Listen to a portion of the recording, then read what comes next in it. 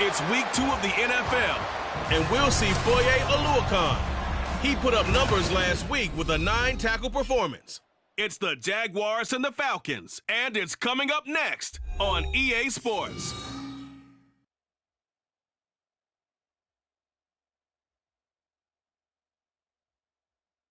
On a temperate afternoon for football here in the Southeast, there's a good look inside Mercedes-Benz Stadium, just west of downtown Atlanta. Today, after a topsy-turvy opening weekend, it's on to week 2, and we've got a good one here, as it'll be the Jacksonville Jaguars taking on the Atlanta Falcons. Hello again, everyone. Brandon Gaudin along with Charles Davis. And, Charles, we take a look at this Falcons team as they enter play. They come in off a loss in the opener last week. That one was on the road. Now they get their first taste here of home cooking. And what they're hoping to do is feed off the energy of the home crowd. Great tailgate, great fan support. Let's see if they can put it to good use.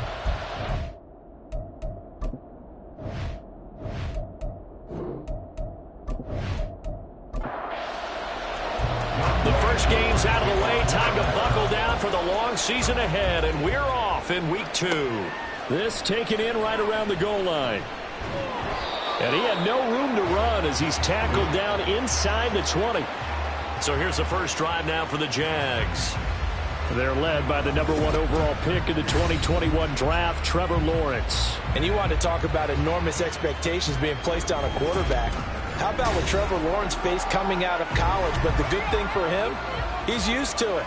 He had the same type of expectations leaving high school and going to Clemson. They always expect him to be a franchise savior. When he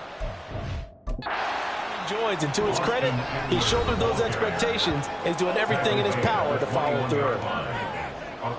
The numbers for him from a week ago: 24 carries, 82 yards. And we all know he had a big workload last week, so I'm eager to see if they decide to back him off a little bit.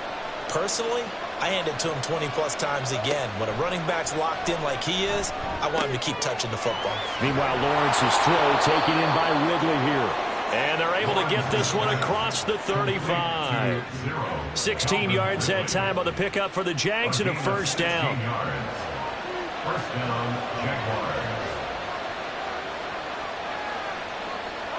Now Lawrence finds the open man. It's Mike Williams. And he slips up past the 45 before being tackled. They get 10 more there, and I believe that'll be enough for another first down at will. Eckler now between the tackles. And he's fortunate to get anything from that. Give him a yard up to the 49. You talk about this Falcon defense. They're a top 5 unit right now against the pass in the league. In fact, they sit at number 5. And hey, they were stingy in the opener. Didn't allow much of anything at all through the air. So now they come into week 2 saying, hey, let's see if we can do even better. Let's go ahead and get to that number 1 spot. After an incomplete pass on second down, that'll leave him trying to convert on 3rd and 9. Oh, he tries to force it in, and it's intercepted. Picked off by Eric Stokes. And the Falcons are going to take possession as they've got it at the 42-yard line. Not something you see very often from a quarterback of his caliber, an opening drive interception. Oh, there's no doubt in my mind that even he's surprised at how that one played out. But we know this guy is not going to stop him from continuing to fire as this game goes along. Probably give a little nod of respect across the field for that one and let him know he'll be back the very next series. So here come the Falcons now to get the football for the first time. And a glance here at their quarterback, standing 6'3". And he comes off a tough opening matchup. Threw way too many interceptions in that game. Definitely not the way you want to kick off a new season. So he said to himself, I got to throw that game out. I'm going to get a fresh start right here in week 2. Just like that, a pickup of 20 on their first play from scrimmage. Right after the turnover, they come out throwing. And that means it's a sudden change situation. We used to practice it on defense. Sudden change, get out there, stop the offense. But you typically run out there a little bit unsettled. I think that's why he came right out throwing the football, hoping to catch him off balance. And he did. Check in on the numbers last week for Robinson. 2 trips to the end zone and well past 100 yards. And going back and watching the film, we saw every kind of run from him, didn't we? We saw some power, we saw finesse, we saw speed, and what I love the most, he finished each and every run. They try to throw on second down, but this one is incomplete. This defense for the Jaguars, terrific last week in the season-opening victory. It was a little bit enlightening talking with the defense coordinator about their performance last week, because the feeling was that it was a good, solid performance. They did what they needed to do to get the job done and get the win, but definitely a few lapses that they're looking to correct. It'll go as a gain of 4, and that's going to make it 4th down. And we'll see Younghoe Koo now for the Falcons. From the right hash and call it an even 50 yards. Koo knocks this one through the post. And the Falcons are out to a 3-0 advantage. So an opening drive field goal maybe doesn't whip this crowd into a frenzy, but I think that they will take the early lead. There's no doubt about it. They will always take the early lead, and maybe that celebration comes later if they play well and they can break things open. But right now, this is all about letting the offense just get settled in. And only able to get this to the 19, so probably should have opted for the touchback. So time to see Jacksonville again on offense for the second time here in this game. They threw an interception the first time they had the football, only gave up 3 points off of that, so it shouldn't be a difficult hole to overcome. It really shouldn't, as long as they're not listening to the chatter coming from the other side, because when you throw a pick, look, I know defensive backs, they have a tendency to be a little bit loud after they take one away. But they also have a tendency to gamble a little bit more, thinking they'll get a second one. Maybe they can take advantage of that with some double moves. On first down, Lawrence. A short throw there to Strange. He'll be tackled shy of the 35. The power move there couldn't buy him much space. From the 33, here's a second down and 6. Up the middle with Eckler. And nothing but green grass here, middle of the field. He may go. And did he get in? No, down at the 1-yard line. 70 yards rushing for him as he's got the afternoon off to a great start. So close, couldn't get all the way in, knocking on the doorstep down to the 1. Nevertheless, fantastic run. Not only that, this is where you wave to your replacement, go back to the bench. No way. I'm not coming out of this game. I got it down to the 1-yard line. I wanted to carry it in. We'll see if they reward him on this next play. Eckler diving for the end zone, and he is in. Touchdown. Sometimes offensive can get too cute down near the goal line, but there's nothing fancy about this one. As Coach Lombardi would say, we get a seal here, and we get a seal here. And we run this play in the alley. And that's good work to hit the hole hard and finish in the end zone. Extra point attempt here still to come. He's got it, and they'll see that opening drive field goal and raise it a touchdown, and that makes it 7-3. And here comes a return from just beyond the goal line. And that decision to bring it out ends up not being a good one. Costs him about 5 yards as he's tackled at the 20.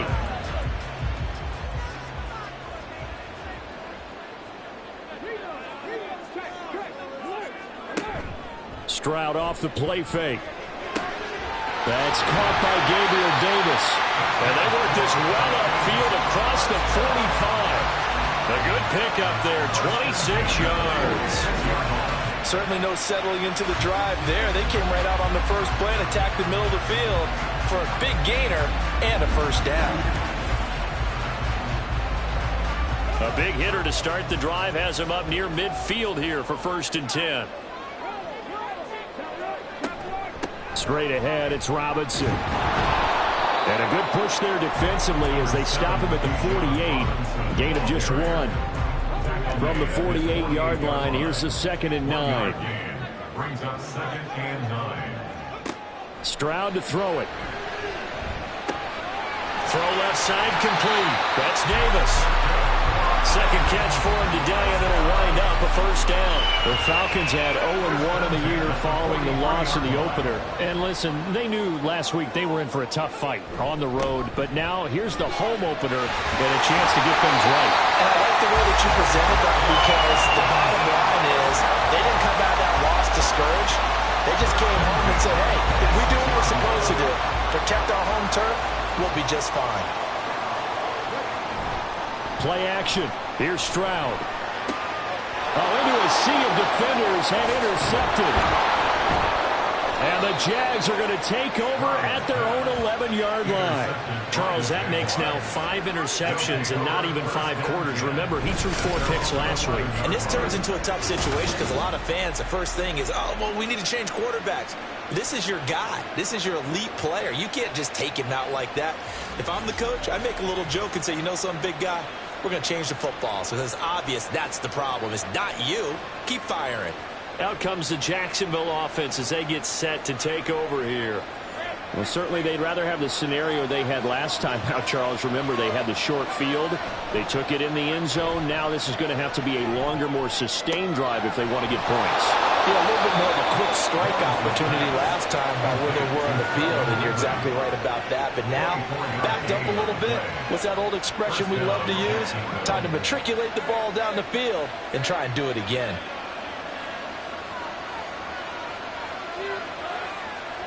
On 1st and 10, it's Lawrence. A quick throw there is incomplete.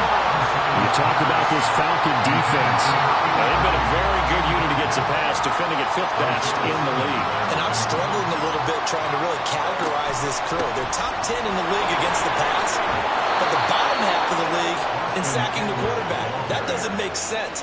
Imagine if this group ever put pressure on the QB, it'd easily move into the top 5. One thing's for sure, this defense has to figure out how to stop the ground game. He's eating them up here in the first quarter. It looks like they have to go to different forces, aren't they? The conventional things aren't working too well.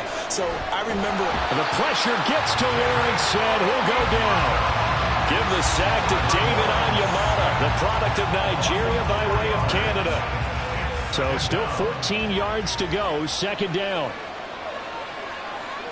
Now Lawrence. Now a quick throw there, but it's going to be incomplete.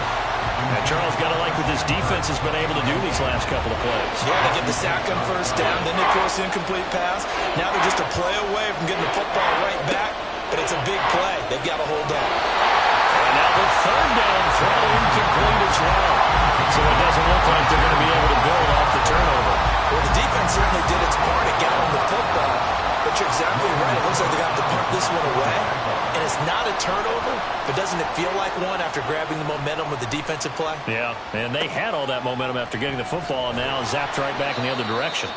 It's a 40-yard punt, 6 yards on the return. And it will be Falcon football.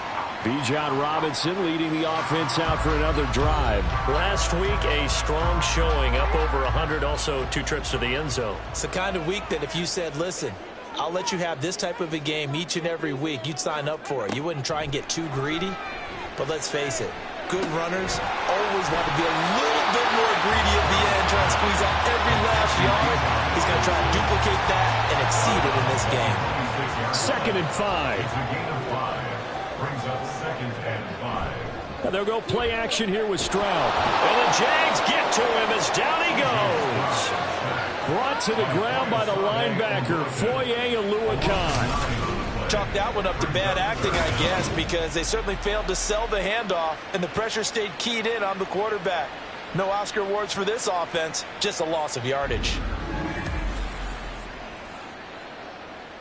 And not an easy spot here. They'll be in search of 13 yards to try to pick up the first. Now on 3rd and long, they'll look to throw.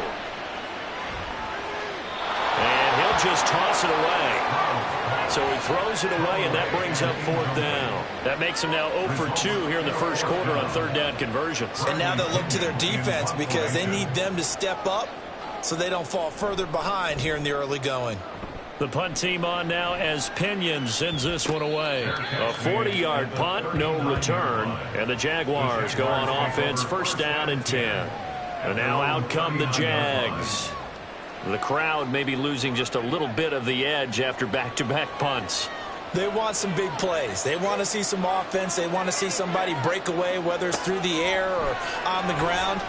Now it'll be interesting to see where the patience is on both sides. Each head coach, can you hang in there and not try and force something that could put your team in some jeopardy?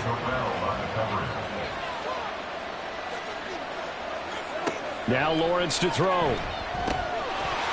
Oh, he dropped it. They were looking for him in the middle third. He couldn't catch it. Now third down.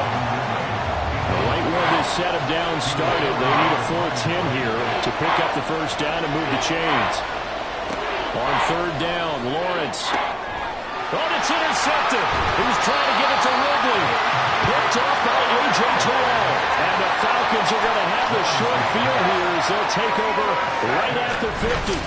Partner, I think this is where long-term starters in the NFL separate themselves from the rest of the pack because there's still 3 full quarters left in this one. More than enough time to move past a pair of early mistakes and find a way to lead your team to a win. Mental resiliency, a characteristic every NFL team's looking for in their quarterback. Good starting field position for them as they come up 1st and 10 right at the 50-yard line. Option play. Here's Robinson. And he fights forward for a modest 2-yard gain. Second down. When we talk about defenders, specifically linebackers, keeping their eyes in the right spot. He had that eye down the entire time. And you know that's not easily done because they throw a lot of misdirection at you. They try and fool you and get your eyes in the wrong place. But you're right about that one. He correctly figured that one out and made a really nice play. Stroud on third down now. He had a man open, but he missed him, and it's incomplete. And what did we talk with them about prior to the game? Their ability to move the chains, pick up first downs. So far, 0 for 3 on third down. If that continues, they'll have little chance of winning this one. So they're forced to punt on 4th as this one's away. And you can't do it much better than that. This ball kicks out of bounds at the 4-yard line. The field position game, such an overlooked facet, Charles, of an NFL game, but this offense, they're going to be pinned back. What an ideal punt. An ideal punt, and it leads to that term complementary football, because them doing that puts their defense in a great spot, doesn't it? Gives them a chance. If they want to be aggressive, try and maybe get a safety out of this whole thing, it puts them in that position. After one, 7-3 the score on EA Sports. The Jags with the football to begin the second quarter. Here's 2nd and 7 as they've got it as we resume action. Eckler going to get it again on 2nd down. And he's going to be taken down shy of the 10, right around the 9-yard line. Call it a gain of a couple, and that's going to leave him with a 3rd and about 5. Looking to throw, Lawrence. Work in the middle of the field, and he's got a man complete. And he is going to have a Jags first down as they're able to get the 3rd down conversion. So many times in my career, I've heard coaches talk about completions are one thing. But as long as we're there at the catch and we get guys on the ground, we can live with that. But if you're going to give up 10, 12, 15 yards after the catch, then your defense is going to be in a lot of trouble. And they'll throw on first down with Lawrence. And he will find Ridley. That's complete.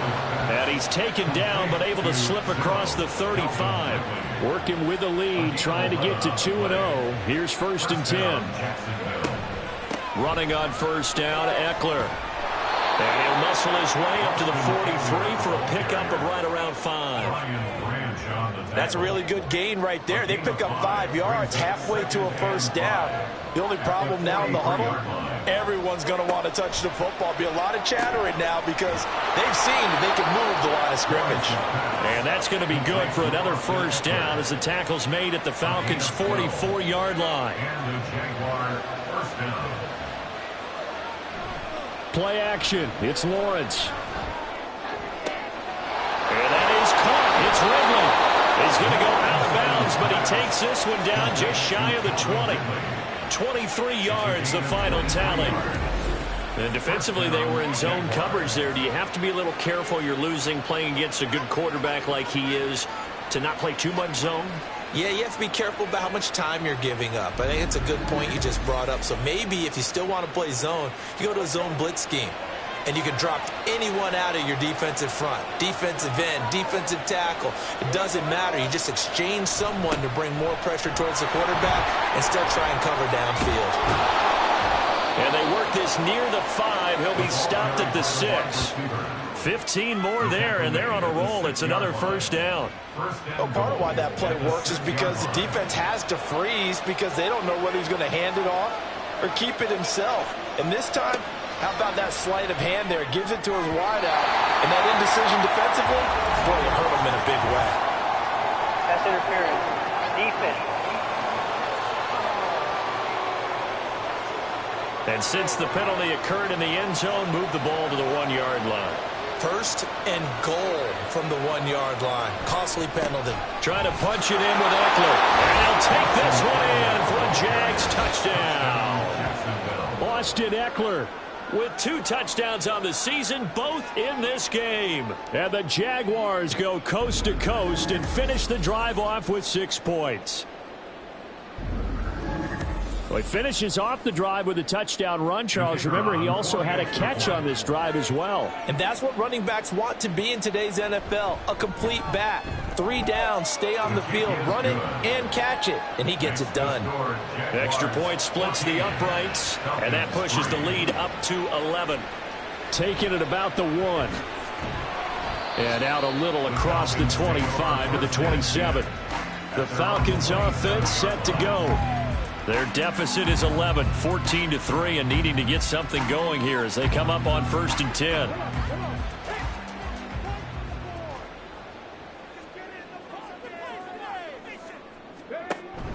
Play action. Stroud now. Throwing quickly there, but it's incomplete. A misconnection there. He's hit on just 50% of his passes thus far. That's not where you want to be. Now you see the evolution of the game. You go back to the quarterbacks of old, 50% would be terrific because they threw the ball downfield almost every time they threw it. Now with the short passing game, you should be above 60% just to be in the average range. 5 yards. Now it's 3rd and 5. They'll need 5 on this play to move the sticks. Now Stroud. That is caught. And he's going to have a Falcons first down as they're able to get the 3rd down conversion. And there is absolutely zero pressure on the quarterback on that play. 3rd down, and he has all the time in the world to eventually find an open receiver for a first down pickup.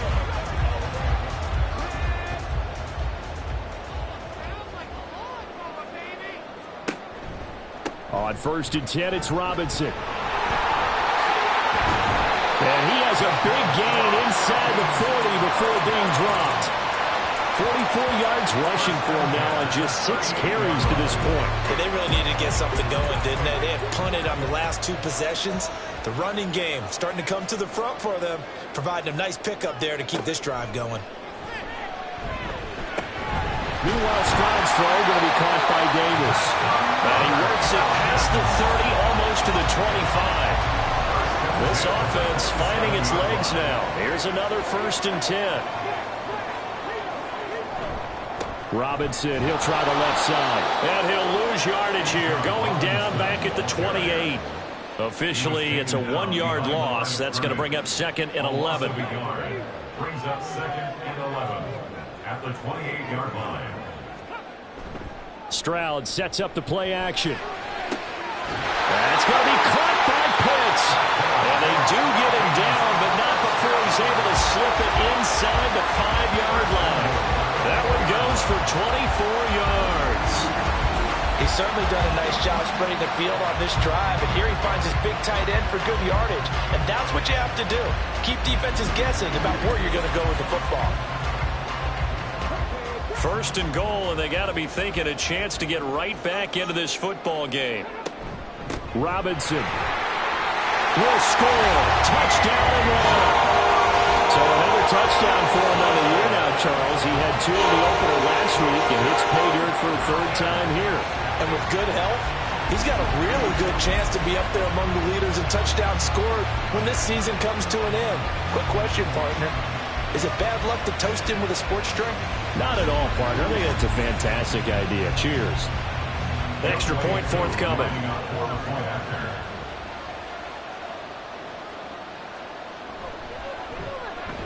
And he's got it. That cuts the lead. It's now 14-10. So that drive takes him down the field at 8 plays. And it was Bijan Robinson who took it home with a touchdown run. Following the touchdown, here's Koo to kick off. From a couple yards deep, he'll bring it out of the end zone. And no alley to be found. The coverage was solid, and he's dropped at the 18. The offense heading back out as we take a closer look at Austin Eckler. Good returns on the last drive. He hit the end zone for the second time. Good returns in this first half, really. Yeah, good returns for his team.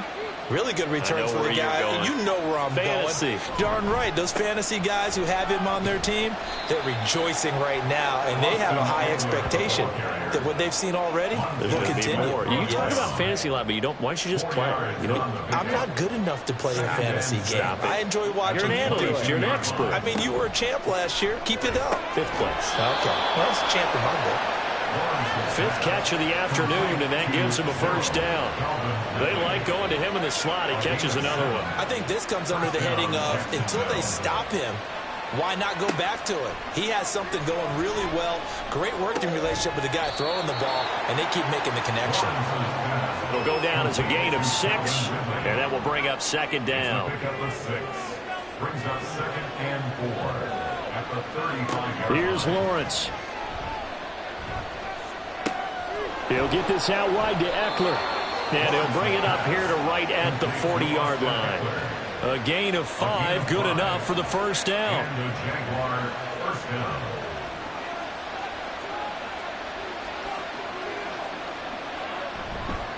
A give, Eckler running to the right. And they get to him after a gain of 6 to the 46.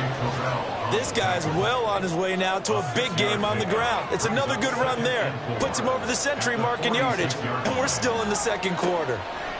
On second down, here's Lawrence. Got a man, and he hits him in stride.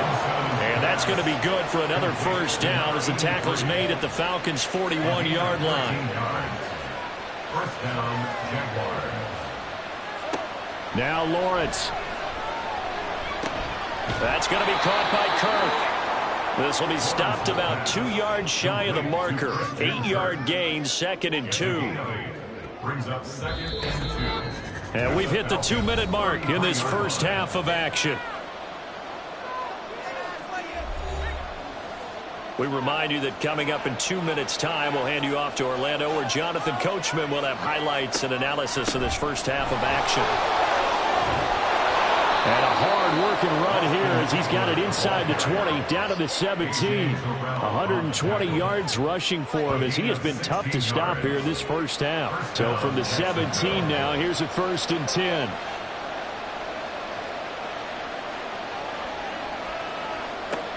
Lawrence. On the screen, this is Eckler. And he'll wind up losing yardage here, back at the 21-yard line. This has been a good march down the field, but now they're stuck looking at a 2nd and 14. Lawrence will throw. That's caught, and it's Eckler again. And this will be a gain of 6 when it's all said and done, down to the 15 from the 21. The Jaguars going to go ahead and use their first timeout as they get the stoppage with just under 50 seconds remaining in half number 1. And for the Falcons, 5 men in the secondary, now on 3rd. Here's Lawrence to throw. And he'll be taken down, but he does have first down yardage. Now the Jags will use the 2nd of their timeouts. Looking to throw. Lawrence. And that is caught. Touchdown, Jacksonville.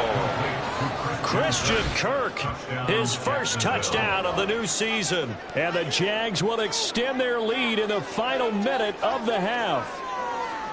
So this offensive unit, yeah, they were solid in the opening week victory, and now they are looking just as sharp here in week 2. And that's exactly what you want, too, because you want to get better each and every week and really ramp up as the season goes on.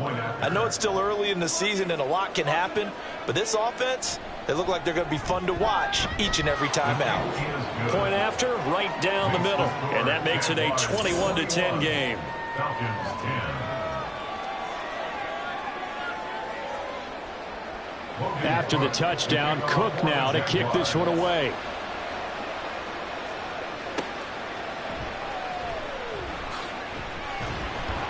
And he'll get it up just past the 20 as his guys will go to work at the 21-yard line. And the Falcons now going to go on offense late in this first half. And with him down 2 scores, you wonder if they might try and put something together, even if it's just to get into field goal range. On the throw, led him too much that time. It's incomplete. Just a little beyond the reach there of his receiver. That's probably one he wishes he had back. He wishes it had been 7-on-7 in practice, or maybe even routes versus air, because that's a completion he makes, 9.9 times out of... There he goes, right side. He's still on his feet. Chase Claypool. Touchdown, Falcons. Chase Claypool, 79 yards. And the Falcons get a late score here in the final minute of the first half. I think everyone in the league talks about finishing, don't they? Doesn't matter whether it's a quarter, a half, a game, a series, whatever. But they're finishing the first half in fine style, putting that one in the end zone. They did, and they didn't leave much time on the clock either. Well done. Koo able to connect on the extra point, and it's now 21-17.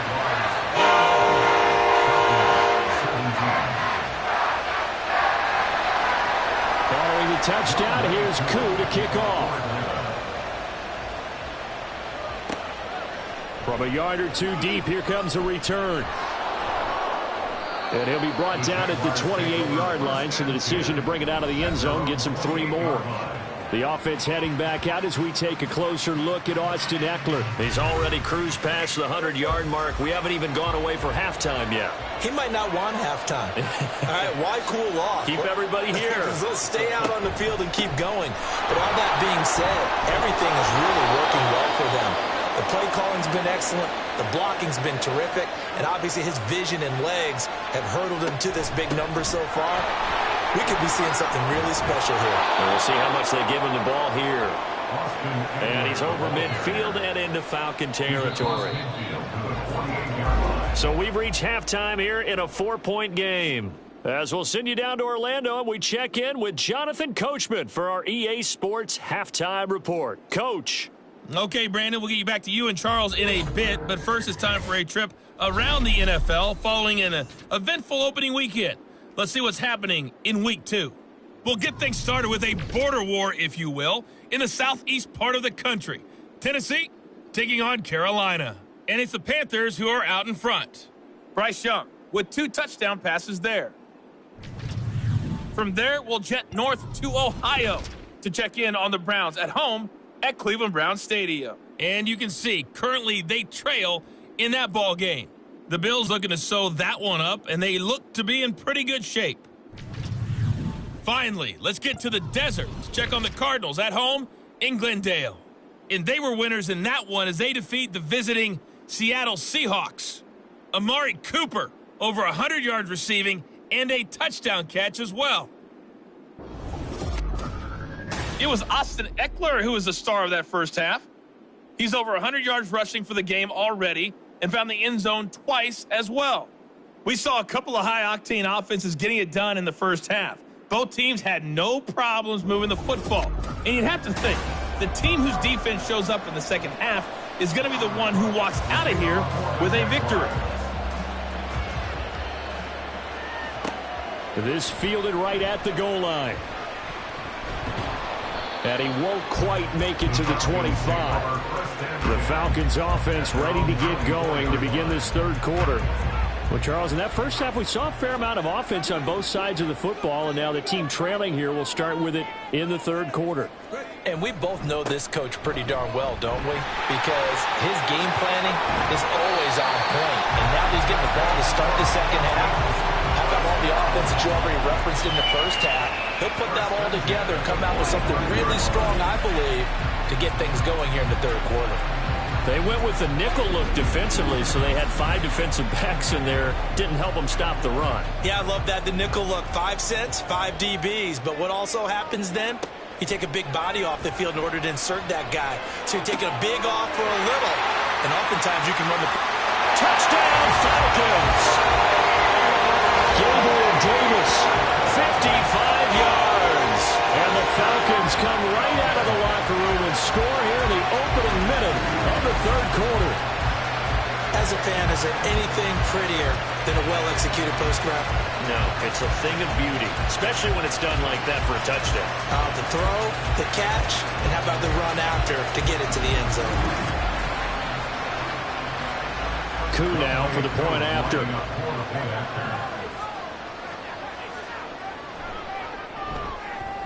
And that one gives him a 3-point lead. Pretty clean and simple there. Just 2 plays. A long pass resulting in the touchdown on play number 2.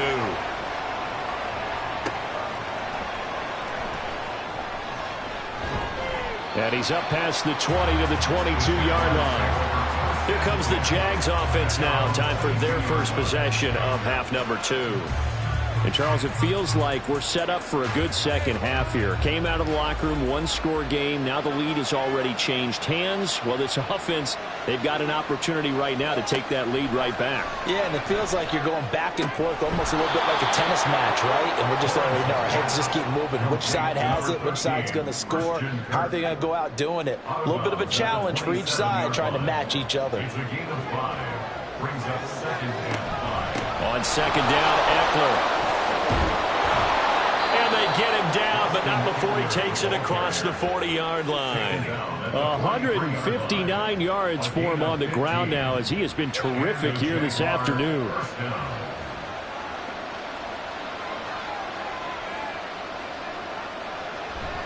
They go play action with Lawrence. And incomplete on the deep ball. He already came through for them on this drive. No surprise that they were hoping he could do it again. Second and 10. Here's Lawrence again. A short throw there to Strange. 4 yards the gain, and it'll bring up a third down. Not a big window to throw. Coverage wasn't too bad there. Yeah, they had him under wraps pretty well, but somehow able to muscle his way open and catch the ball. He's got his target. That's complete. And that's going to be good for another first down as the tackle's made at the Falcons' 44-yard line. And they get 10 yards there and convert on third. Going old reliable there to the slot on third down. And the slot position has become the bane of just about every defense's existence, because how do you cover? Do you go with a bigger guy to try and use size? Can't go with try and go with a quicker guy, and sometimes you even get out quick there. Very difficult to match up with that slot receiver. That's why they keep going back to him. And he's had the hot hand. 2 yards on the pickup there, and that's going to bring up second down. Brings up second and 8 at the 42-yard line. They'll run out of the gun with Eckler. And some good tackling there as he stopped up at about the 41.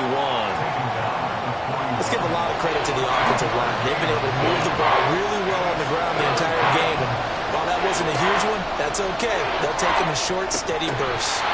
Now throwing on third down there, but he cannot connect. I wonder, Brandon, I just wonder, you think maybe he was worried about where he was on the field? Was he far enough? Was he close enough to the first down sticks? Absolutely. He was right there by him, and I think he was thinking first down before he caught that football. Yeah, got to catch it first, because if you don't catch it, there's no chance of picking up a first down. Gabe Davis and the offense getting the football back here. And I know that they've double-teamed him a couple times, but not a ton. Whatever they're doing isn't working. He's up over 100 yards. We'll see how they adjust. And when they do that, they weaken their defense in other places as well. And how many times have we done games where we've seen a guy have a big game like this? But it's usually not by himself, is it? Right. Usually it opens it up for other people to have big games as well. Second and 10. Throwing now is Stroud. Man open is Robinson. Down the left sideline. Inside the 10. Touchdown, Falcons. Bijan Robinson. He scored on the ground and through the air. And the Falcons are able to strike quickly to add on to their lead. So from back deep in their home territory all the way, into the end zone. You think they expected to score on that one? I'm not sure they expected to score, but they also showed that they're not averse to taking a little bit of a risk there, right? Taking a chance, because the normal call is take care of the football, run it, be safe. Instead, they put it in the air and took a gamble, and it paid off in a big way. That wasn't an analytics call. That wasn't a fantasy guy's call. That was like a video game call right there. It was a little bit of a video game call, but it worked. And out now comes Jacksonville as they get ready to go. And the points, they have come fast and furious in this quarter. You really don't want to be on the defensive side of the ball right now, do you? Because you're either thinking, my replacement may get an opportunity. Your head better be on a swivel. Totally. Or maybe I just need to get out of the game for a while because I just can't slow these guys down. They've got to figure out a way to disrupt these offenses. And typically, one guy makes a big play, and that can help change things. They'll be looking for disruption on both sides right now. And he'll lose yardage on the play back at the 37-yard line. He was unable to shake free there, and they'll cover him for a loss of a yard. Looking at a 2nd and 11 now after the loss. From the gun, it's Lawrence. And one more time, here's Kirk. And he'll be taken down, but not before he works it past the 50. Back-to-back receptions for him, and it's another first down. Well, that certainly has to feel good. It's not all the time that the play caller should get all the credit. Sometimes I think in the huddle, the quarterback just says, hey, who's going to make a play for me? I just need something right here. And the end result there, nice first down. Drive keeps moving.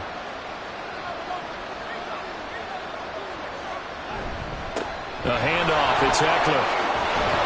And great blocking downfield as he's got this almost to the 35-yard line. 12 more yards there and another first down. They're making it look easy out there. Another first down. So far on this drive, let me do this little bit of math here. 4 plays, 3 first downs. That's a pretty good recipe for success. And they'll get 8 out of this before being stopped at the 28. This drive is turning into an extended one, and the guy carrying the ball, he's becoming more like a body blows guy. Every carry is putting some damage on the defense. So after a while, I'm not too sure. Well, that's the 3rd interception for Lawrence. Picked up by Jesse Bates. And the Falcons are going to take over here at their own 22-yard line. And Brandon, this is a real nice job defensively, getting inside the quarterback's head and figuring out, okay, where's he going with the football? Because you can make an educated guess defensively. Not all the time, but sometimes. And when you're right, you've got a decent chance of coming away with the football.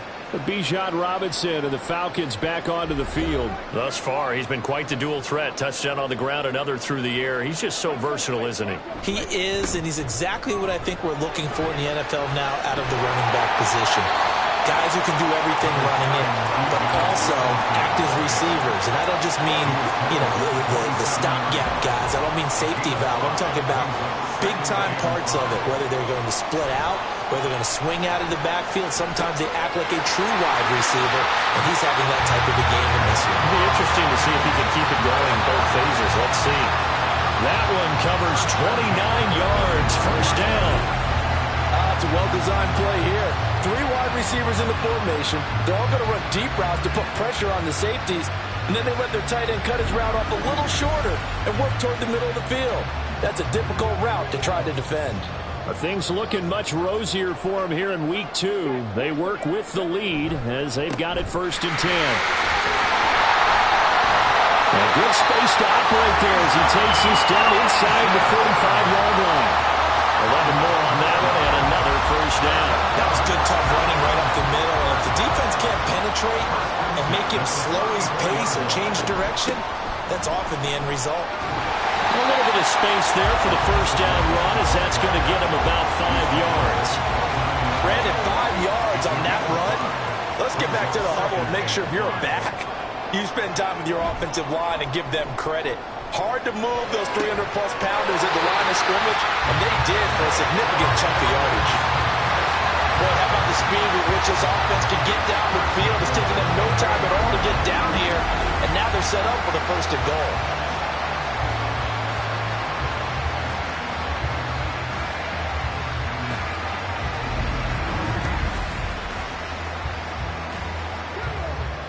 They'll come out in the pistol. Here's Stroud. And he goes backwards on this one, losing yardage to the 7.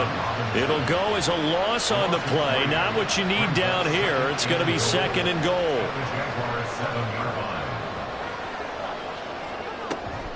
Again, it'll be Robinson. And he'll take it into the end zone. Touchdown. Bijan Robinson with his 4th rushing touchdown of the year. And the Falcons get another third-quarter touchdown to add on to that lead. So how about this start to a year? Fantasy owners take note. 2 rushing touchdowns in the opener. 2 more here in week 2. So a nice pickup by 2 entities. 1, this team for making sure they acquired this guy. And 2, anyone who plays fantasy who has him on their team. Following the touchdown, here's Koo to kick off. This taken in at the goal line. And good coverage there on special teams as they'll get him down shy of the 20. Out comes the Jacksonville offense as they get set to take over here. I kind of feel like they've reached a do-or-die point in this game, Charles. If they're going to try to pull off an impressive comeback, it has to start right here, right now. Yeah, now they've got a final chance to get out of this situation, but they also understand they've got to move the ball and move it fast.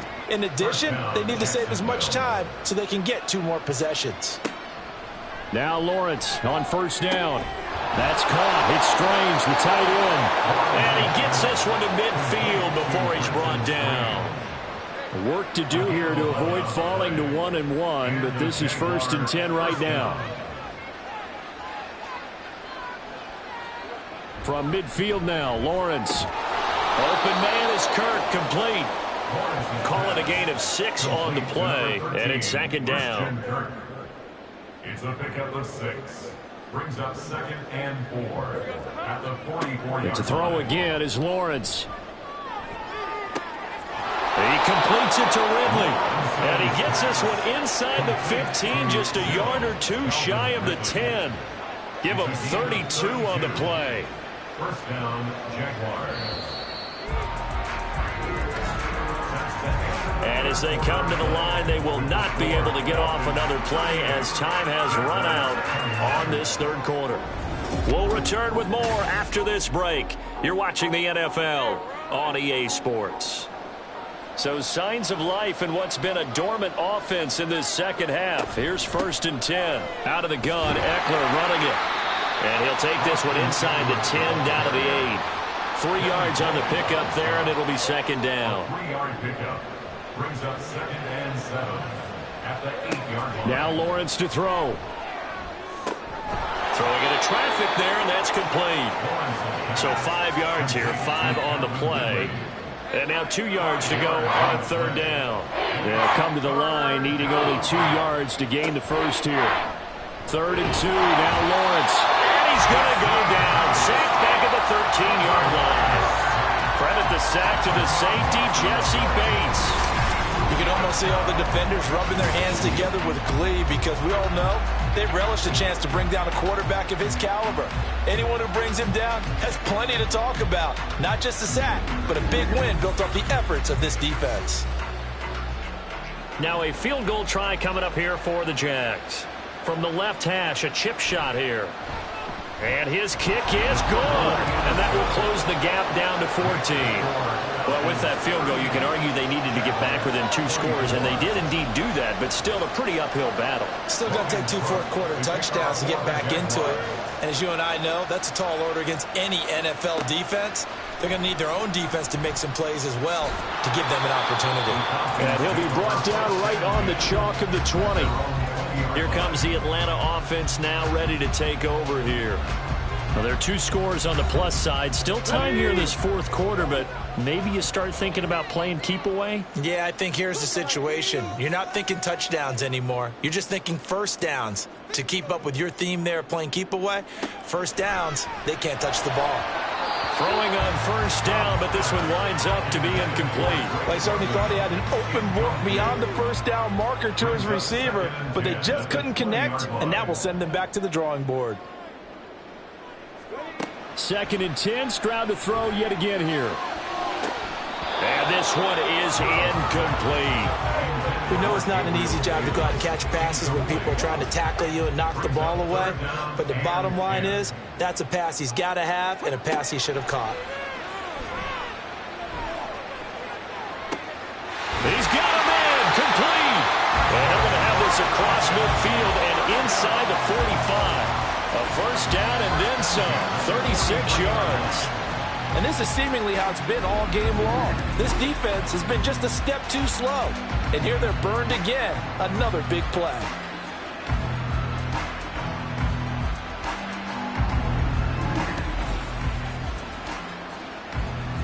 So the big play gets him across midfield now for 1st and 10. Stroud off the play fake. A quick throw there is incomplete. Chase Claypool, the intended target. And that'll bring up 2nd down. Brings up 2nd and 10. Robinson on a give right side. Well, he is out of bounds, but not before he's inside the 30. 17 yards and a first down for Atlanta. It carries like that. That's how they're going to continue to salt this thing away here, Charles, in the 4th quarter. Yeah, how about that? A new set of downs. Clock continues to move. No better way to close out a game than to tap those mastodons you have up front and say, guys, keep pounding them. Let's keep the ball, keep their offense on the sidelines, and let's close this one out. Chewing up big yardage. Another nice gain there. This one goes for 20. Partner, I like that they're staying aggressive on offense because, to me, this drive is what is known as a put-away drive. You score here, that might put this one to bed. And this is caught for a Falcon touchdown. John Smith from 6 yards away. And the Falcons have pretty well put it away here in the 4th quarter. This offense certainly looking a lot more comfortable here at home. They lost last week in the opener on the road, but there's something about that home opener makes you feel more settled. Yeah, I wish we could quantify it, too, because you're playing the same game. The field's the same, size. We know all of that. But being at home, sometimes when you do things well, you get that extra push from your home fans, and it elevates your game. And in the driver's seat right now. Extra point by Koo, up and good. And the lead now to 3 touchdowns at 21.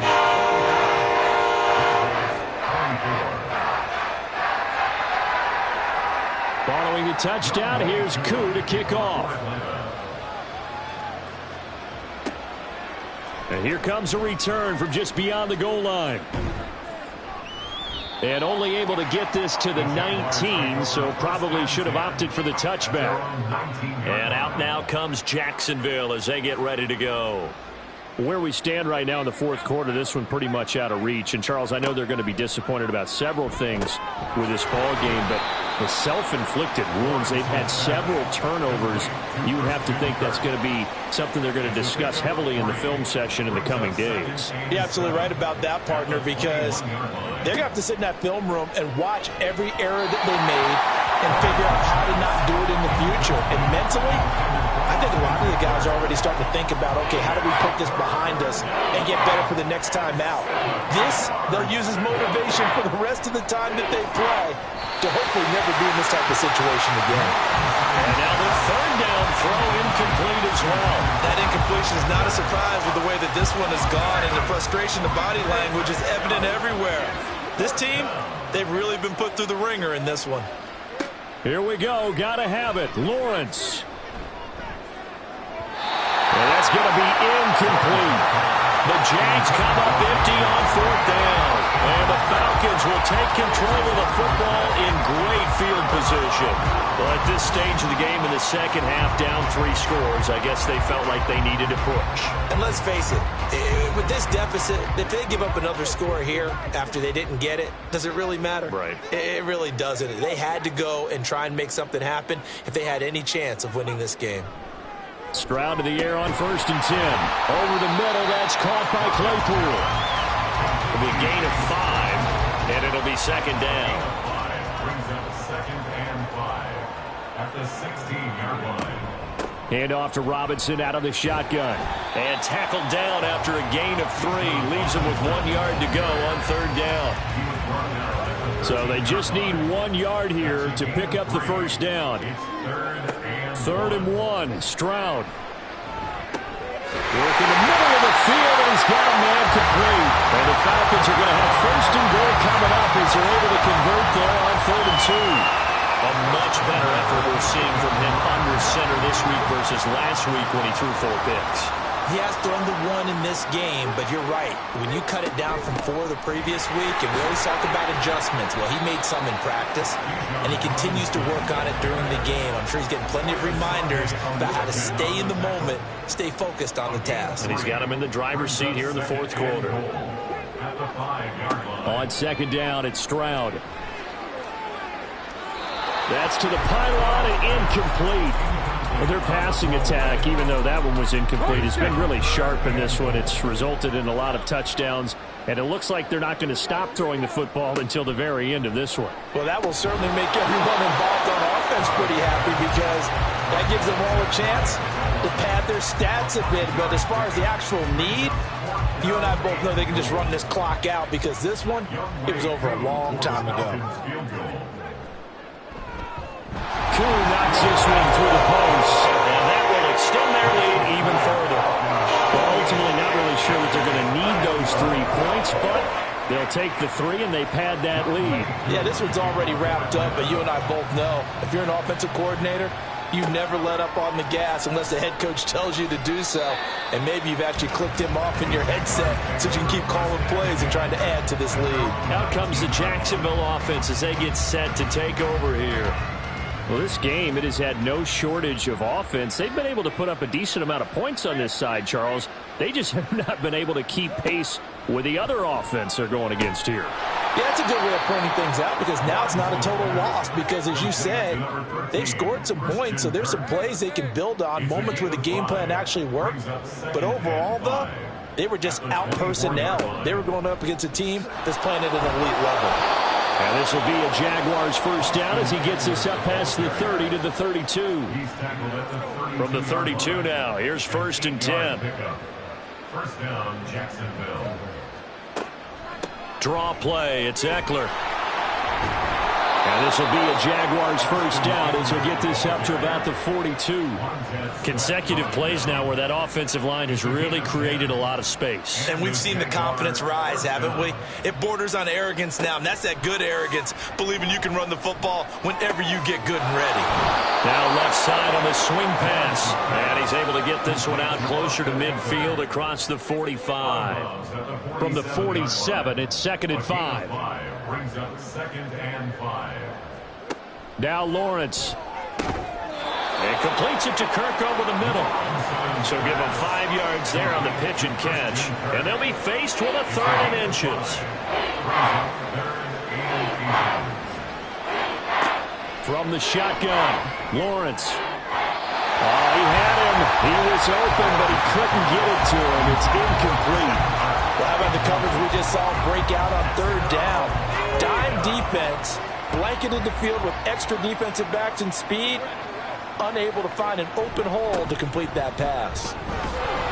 And he has the 1st down yardage before they bring him down right at the 45. A gain of 3 on the play. 1st down, Jaguars. Now Lawrence. On the screen, this is Eckler. And the result here, a pickup of 8. Leaves him with 2 to go on 2nd down. And good yardage there on 1st down because sometimes all you need to do on the screen is get one key block. That might set your man free, and that was pretty good pursuit to the football defensively, or it could have gone for more.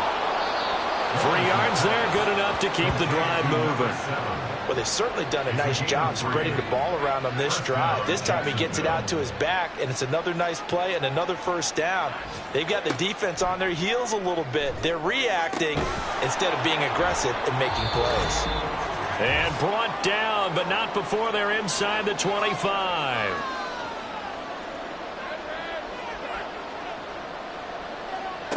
Again, it's Lawrence. Throw right side, complete to Williams. So the completion gets him just a yard, and that'll make it 2nd down. You got the big lead defensively, willing to give him that underneath stuff, right? And this is why you work on your tackling. Tackle them after the catch, inbounds, keep the clock running. Just go ahead and bleed the game out that way. Throwing again on second down, but this time it's incomplete. At this point, down big, you'd have to imagine this defense are just going to sit back, blanket the field as best they can. Yeah, this is actually the easy part of the game for them because, just as you noted, they can sit back, keep everything in front of them. But they blank. Got his man, it's caught. Touchdown, Jaguars. Mike Williams, his third touchdown now on the year. And the Jaguars are able to cut into that deficit.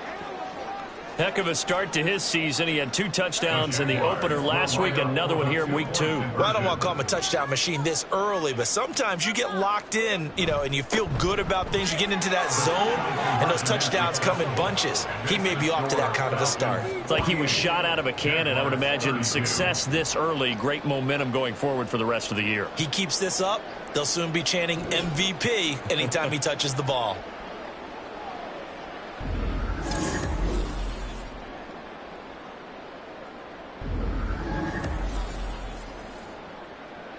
So 2 scores down. Time definitely not an ally, but here comes the onside kick. And a good job here by the Falcons. Their hands team able to recover it. They knew they needed a miracle. They had to have that onside kick. They didn't get it. Well, as we knew, even before they put the toe to the leather on that one, their chances of getting that done, slim and none. And I do believe we saw Slim just leave the door, didn't we? We did indeed. I think we're down to none. Atlanta now coming out on the field. And a few kneel downs should just about do it. Now, defensively, they do have all 3 timeouts, but very little reason to use them at this point.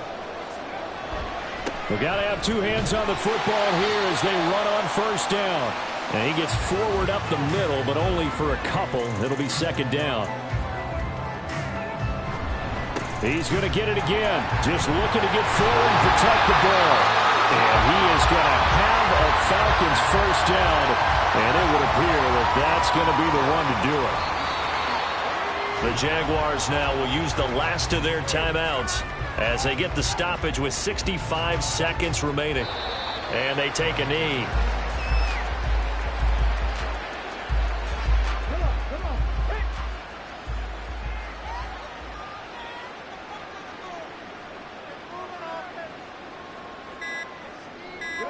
So he'll take a knee here to wrap this one up, and he's going to want to keep that game ball. He was sensational.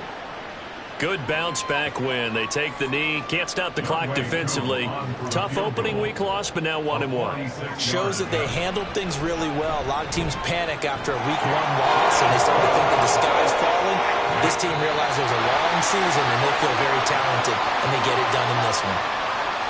Charles, a lot of happy faces heading into the tunnel as this one ends, and understandably so. Not only did they get the win, but boy, their offense was on fire in this ball game. And partner, I have no idea what the top speed is on one of those high-end sports cars. What's the top gear you can get into? This offense, they certainly were there in this one, huh? Everything clicking for them in this contest, the kind of performance that they're going to cherish. So for the Falcons, they make amends for their week 1 loss by winning their home opener. And they'll get to stay home again next week. Meanwhile, for Jacksonville, they will fall to 1-1. And they will try to get back in the swing of things next week on the road. Thanks for tuning in, everybody. Alongside Charles Davis, we thank our entire crew. I'm Brandon Gaudin. This is the NFL on EA Sports.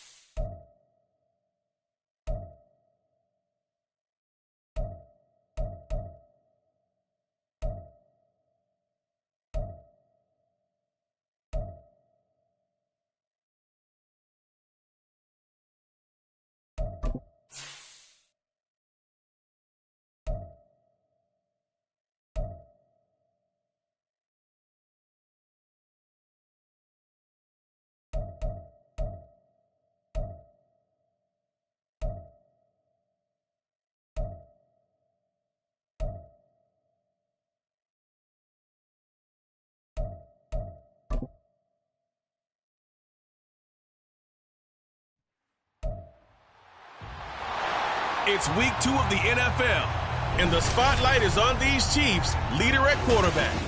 Solid performance a week ago, throwing for 3 touchdowns. It's the Chiefs and the Broncos, and it's all up next.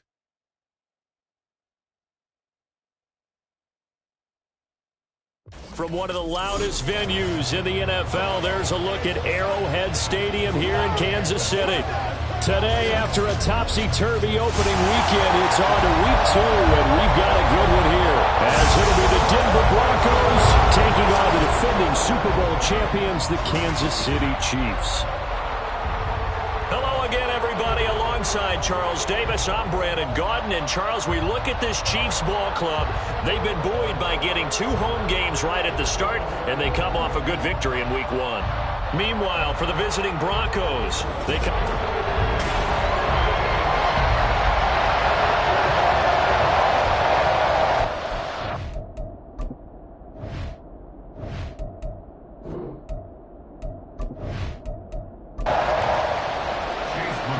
Games out of the way, time to buckle down for the long season ahead, and we're off in week 2. Taken at the goal line. Get this to the 20-yard line as he's down at the 19. So here are the Chiefs now coming out for their opening drive. And a look at a guy, definitely got a little razzle-dazzle to him. Can do it with his arm or his legs. Their mobile QB. And he was terrific in the opener, threw 3 touchdown passes, and make no mistake about it, he was eager to get right back out and do it again. So I think we'll see him try to test the secondary quite a bit as this game goes on. They will get 4 yards here on the first down run, and that'll make it 2nd and 6. The numbers on the ground for Pacheco last week: 11 carries, 78 yards, and a touchdown. They put a lot of effort into game playing and establishing this ground game last week, and the reward was a nice day rushing the ball. Helped them put a balanced offense out on the field.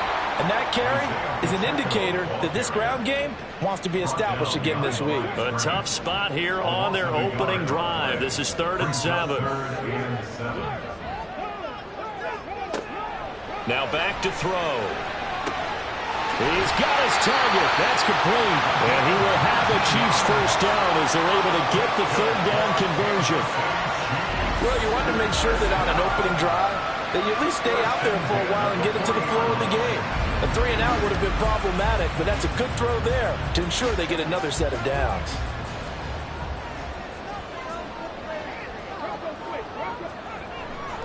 They go play action here on first down. He'll swing this one out to Edwards-Helaire.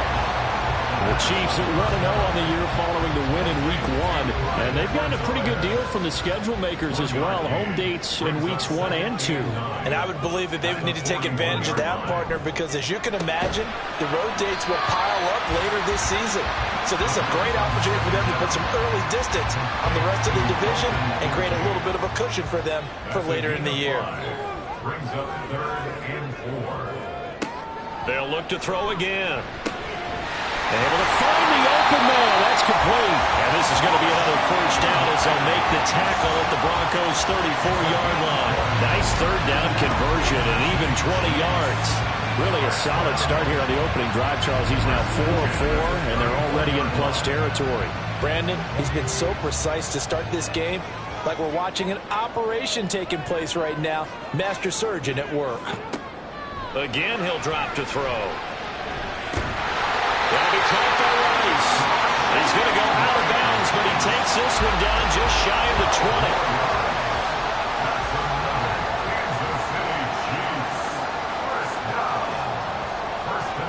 Back to throw again.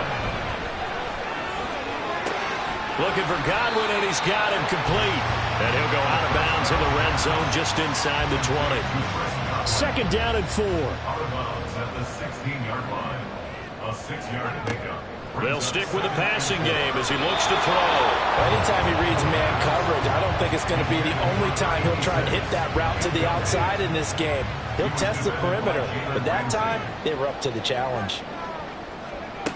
They'll set up a throw. That is caught.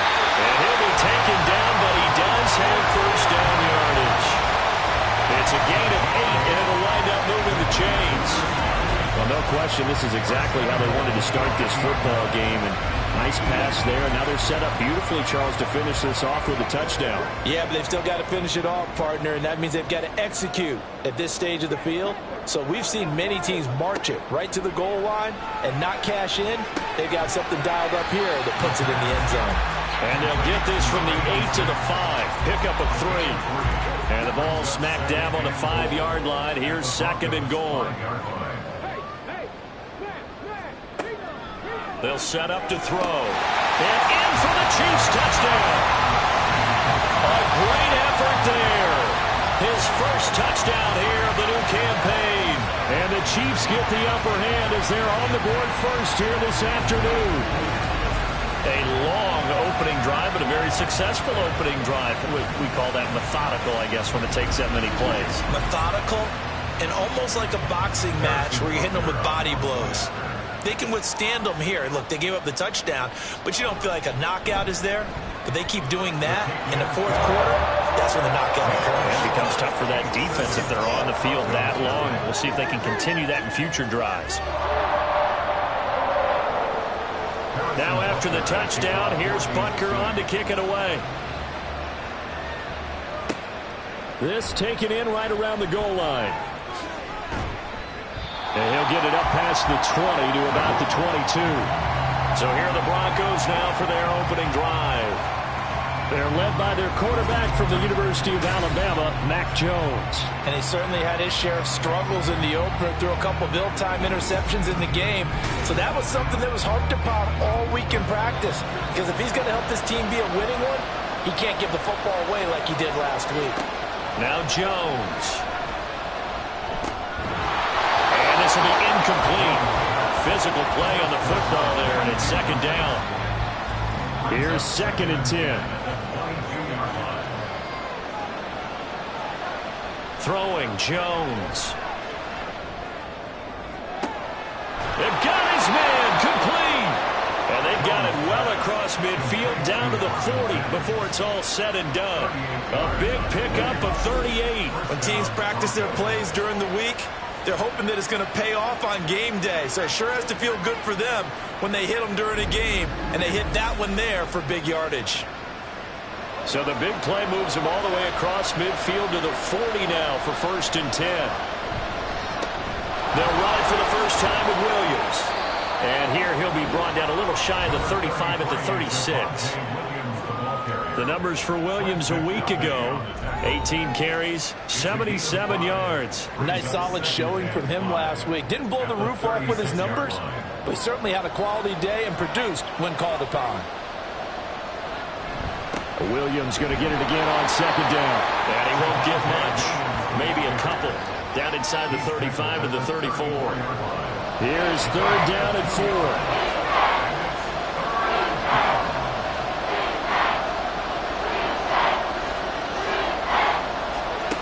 Back to throw. Jones. And this is dropped. Oh, boy. A chance for a big play early, but he could not secure it. And that is not what you expect from a receiver of his caliber. Sometimes you get a little ahead of yourself. You don't look it in, and all of a sudden... Oh, they flip it to the kicker. He looks like he's going to throw it. The trick play works. He's got the first. And they're able to pick up the first and keep possession. Wow, 1st and goal, and defensively all they can do is shake their heads. Not only did they allow the conversion, but a big play as well. Did that totally surprise you after the meeting we had with the head coach this week? Well, he talked about being aggressive, but opening drive of the game to fake a field goal, that's very aggressive. Yeah, you're right. I'm probably trying to act like I knew a little bit more there. He caught me off guard as well, but looking back on it, he did tell us in our meeting he planned to be very aggressive in this game, and there's a terrific example of it. And a nice pickup there. He gets about 5 down to the 4-yard line. It's largely been the air attack that's gotten them down here, but now is where you start to lean on that running game. That's a good pickup there on 1st and goal. Williams again. And not a whole lot there as they'll get him down at about the 2. A minimal gain there on the 8th play of the drive. So it's 3rd and goal now, and this is where the KC crowd can make it very tough. Looking to throw. Jones to the goal line, but it's incomplete. Brandon, we saw these defenders flying to the football in their win last week, and nothing has changed. They're still moving around quickly and forcing incompletions.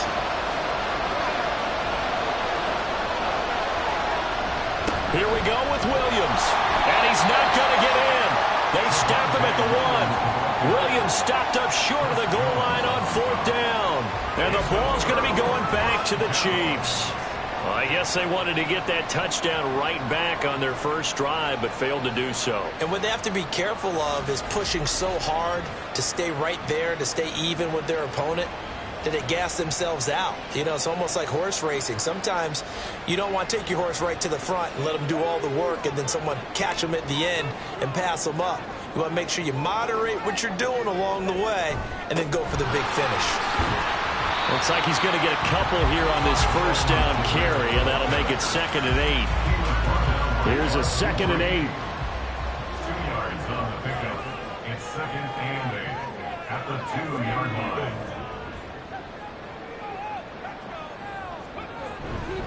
Headed straight, it's Pacheco. And he'll get him a little bit of breathing room across the 5 to the 6-yard line.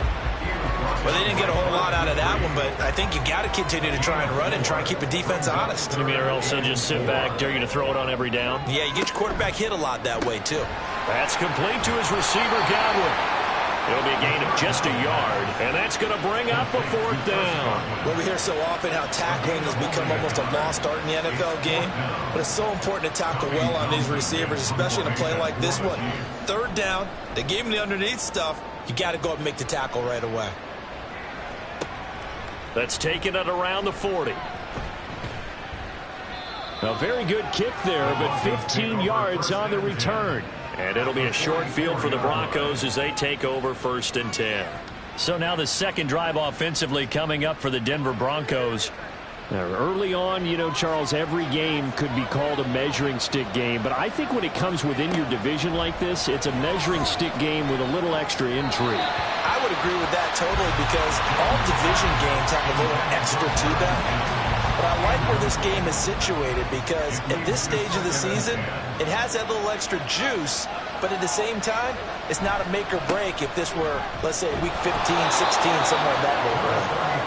They get 6. That'll leave them with 3rd and 4. This defense for the Chiefs, terrific last week in the season opening victory. And no matter what's done throughout a ball game, it always comes back to blocking and tackling. That's the essence of football.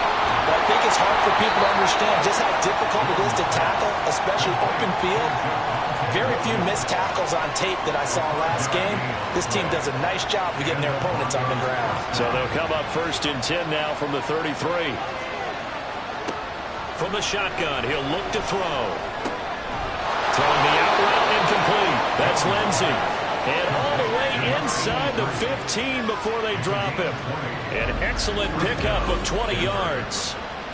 When this offense can get their tight ends involved, they can move the football. Here, a nice route, able to look it in, and picks up the 1st down. From the 13 now, they work on 1st and 10. Now we give up the middle to Williams. Looking for a seam, but finding none. He'll get back to the line of scrimmage, and that's it. After 7-0 on EA Sports. Broncos football as we begin quarter number 2. As they've got it with a 2nd and 10.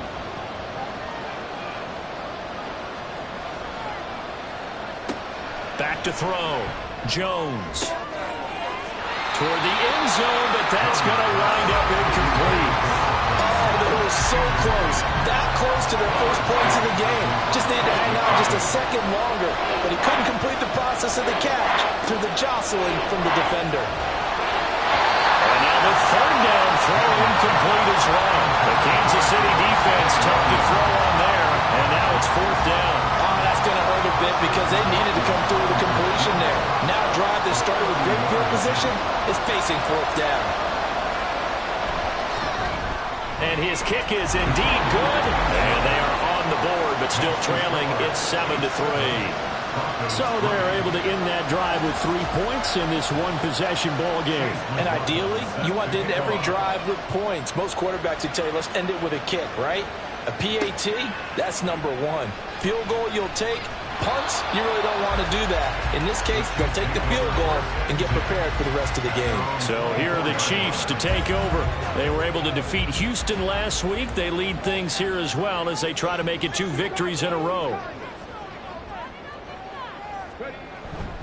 They'll start the drive here with Pacheco. And not much there. Maybe a yard up to the 24. No doubt about it. A really nice job there by the defense, not allowing him to get to the perimeter. But that means your defensive ends, your outside linebackers, the guys that you pay big money to sack the quarterback, they also have to have interest in the running game as well. And they did a nice job there holding the point of attack and not giving ground. Working with the lead, trying to get to 2-0. Here's 1st and 10. Now a shotgun snap as they'll look to throw. This taken in by Kincaid. And he'll be taken down across the 50 at the 45 in enemy territory. Another nice gain. That's now 30 yards between those last 2 plays.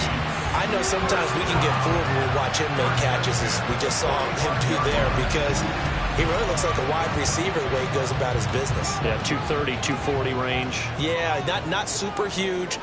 Maybe not counted on to be that inline point-of-attack blocker that we used to have in the good old days, but you can flex him out. You can run wide receiver routes with him. You can make him a primary target, and that's a hell-shredded defense. From the 38 now, here's 2nd down and 3. He'll look to throw. Open man is the tight end, Noah Gray. And they will eventually get him down, but he's inside the 5 all the way to the 3. A big play that time on the catch and run. 35 yards. You can feel the effort all the way up here. He tried his best to get there. Didn't quite make it, but down around the 2-3 yard line, gotta love the effort, and especially the big play that gave his offense a great opportunity. Edwards-Helaire will get down close to the goal line, but not in, as he'll be marked down at the 1. 2nd and goal from the 1. Brings up 2nd and goal. Pacheco. And running room scarce here. He's going to be stopped in his tracks at the line of scrimmage. 3rd down and goal. This Denver defense trying to hold up for one more play. He'll look to throw. And he's caught. Touchdown, Kansas City. Peyton Hendershot there to make the grab as his guys are able to extend their lead. No surprise there. 3rd and goal down here. That's where they're going to look for their tight end. Yeah, you want that big guy running his routes because it doesn't matter who they cover him with. If it's another big guy, he might use his bulk against him. If it's a shorter defender, might go over the top. Either way, you tend to find a little bit of a mismatch in that area. Extra point by Butker is on target, and that pushes the lead up to 11.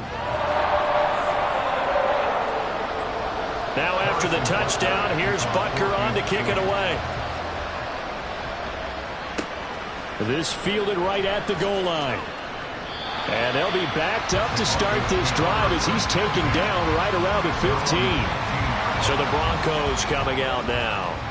And last time they got 3 points, but it was a chip shot field goal. And when you go to the sideline after a chip shot field goal, maybe the offense not too happy. It's a balancing act, isn't it? Because you're exactly right. They're none too pleased that they didn't punch it in for 6 points. But they also have to remember they did put points on the board. 3 points is 3 points. And in this league, you take points when you can get them. Not easily done. From the 22, Jones. And that falls to the ground, incomplete. A nice job of bodying him up defensively. And now it brings up 3rd down.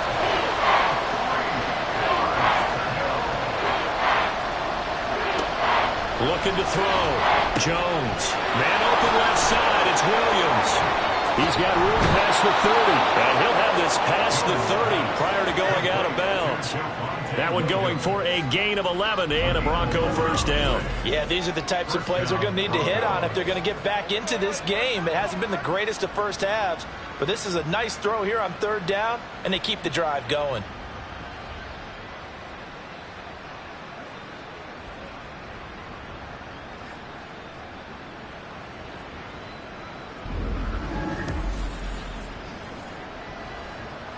So they'll come up 1st and 10 now from the 33. Back to throw. Nowhere to go here. He lost the football. But fortunately, he's able to recover his own fumble. That could have been trouble. A lot of bad news on that play for them, wasn't there? Lost the football, lost a lot of yardage. But I think the good news outweighs it. Able to retain possession. That was big for them.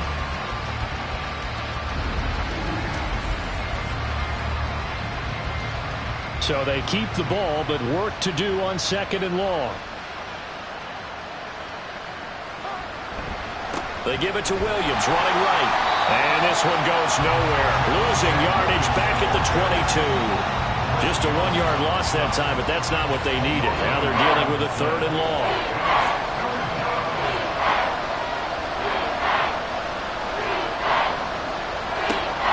Operating from the gun, Jones.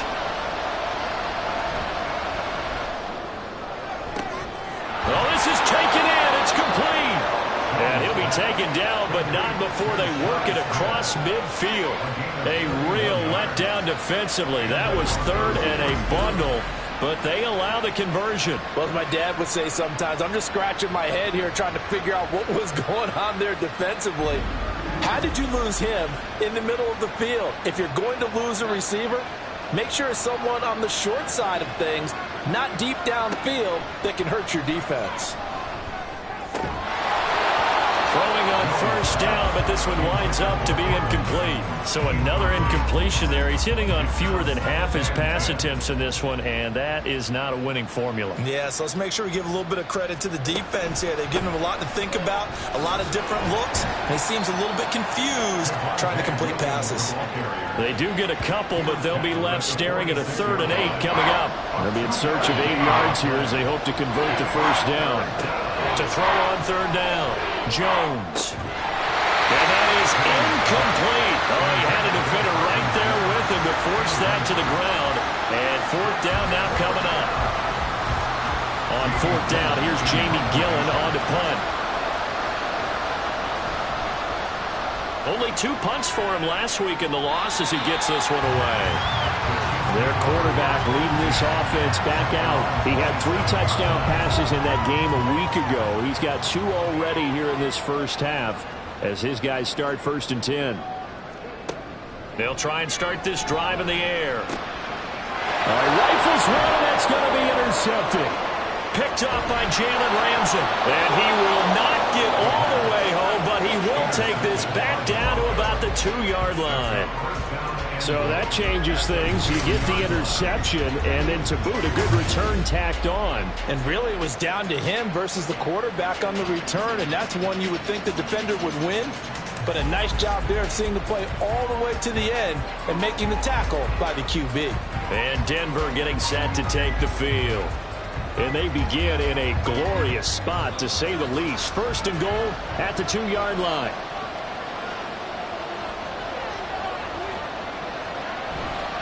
Now a play fake here on 1st down. Looking end zone, but it's incomplete. Partner, this is almost an unwinnable spot for a defense. They have to come right out for a 1st and goal, trying to stop them. But let me hold on a second. Let me take that back real quick. They can't. And he'll get in. Touchdown, Denver. A great play there with his first career NFL touchdown. And the Broncos are back within a score. And they just powered it in right there, Charles. 3 tight ends out on the field, the fullbacks for the defense. They knew what was coming. They knew, but they weren't able to stop them. They knew they had to meet them with a little bit of force. But on that play, the big guys up front won the day. Extra point by McLaughlin is up and good. And that makes it a 14-10 ball game. Broncos 10. Following the touchdown, here's McLaughlin to kick off. Taking it about the 1. And he takes this near the 25. Just a little pass there. Call it the 26. So now here are the Chiefs as their offense makes their way back out onto the field. And for this offense, Charles, you got to think kind of crucial here to put something together on this drive, because remember last time out, they threw the interception on the very first play. And you can't afford to let this defense keep building any more momentum. They're playing awfully well, and they're awfully confident right now. To me, it's time to attack and take some of that momentum back. But make sure you're selective in doing so. Understand where you want to throw the football and make sure it's open before the ball leaves your hands. A second down pass play there, but it's incomplete. Well, you most certainly don't want to go 3 and out here and get the football right back, because your friend, Old Momentum, he's wondering if he should change sidelines about right now. And if you don't convert here, guess what? He's going to make the trek to the opposite side, and all of a sudden, you got a battle on your hands. Now he's going to get this all the way down inside the 35. Big yardage there on the scramble. It gets him a first down. Well, here's your first example of how this guy can beat you in more ways than one, because they took away his arm, but he was more than happy to dissect them with his legs for that first down pickup.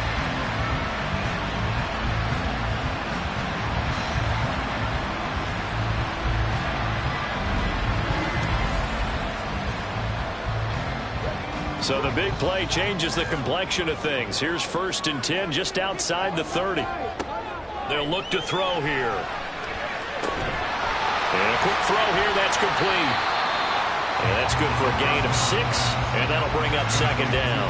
It's a game of matchups, and that's why you take your receivers and move them around a bunch, especially your best guys. And when they work out of the slot, you often hear the coaches talk about how great it is because it gives you a two-way go. You can break out or you can break in. That makes it hard to defend. 9 yards to pick up there, and it's a first down.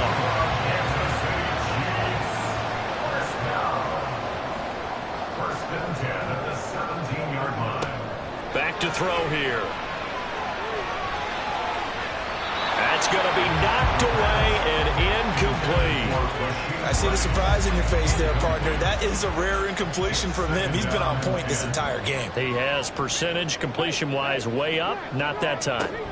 A run by Pacheco on 2nd down. And brought down, but not before they get it inside the 10 to the 7.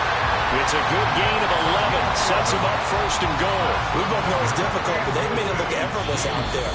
Through the air, on the ground, they've moved the ball with relative ease.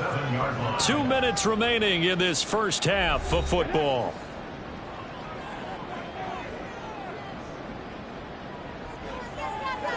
Looking to throw. And down he goes. Pressure gets him back at the 14. A big loss there of about 7 yards on 1st and goal, so now it's 2nd down.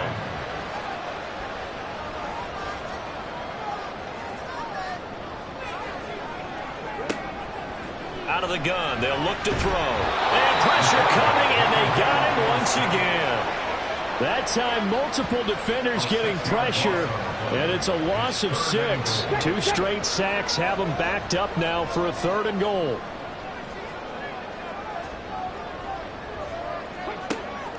Back to throw. Now he'll escape to his left. Now the Broncos are going to call the first of their timeouts, as they'll stop it with just over 40 seconds to go in the first half. Butker's kick here is good, and that moves him up by a touchdown now at 17-10. So a nice kick there as they add 3 to the lead. And from what I've seen so far, Brandon, I think they've been the better of the 2 teams here in the first half. So even though you want the touchdown, I think that's a nice job there to put 3 points on the board. And he will be brought down here inside the 20. Good coverage as he's dropped at the 17.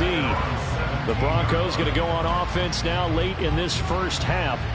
And with them trailing, there is still enough time to try to string a few plays together, maybe get into field goal range. 35 seconds, all that remains in the first half as they come up on 1st down. Throwing to start the drive.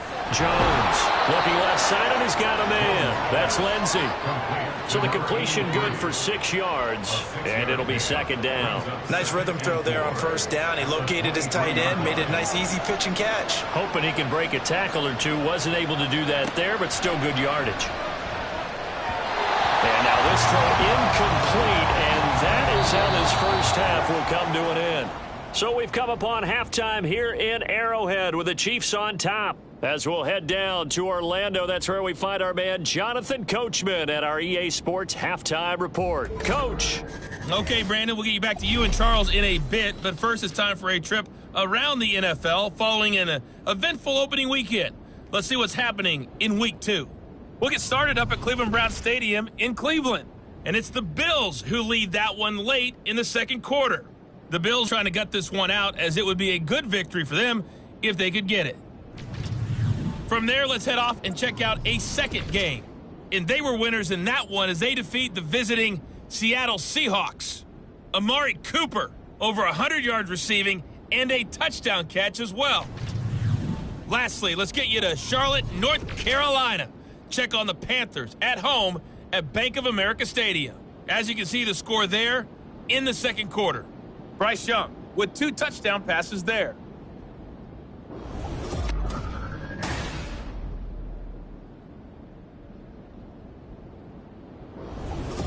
Okay, this Coach, is certainly been a fun one to watch so far. We knew this was going to be a battle. We have not been disappointed.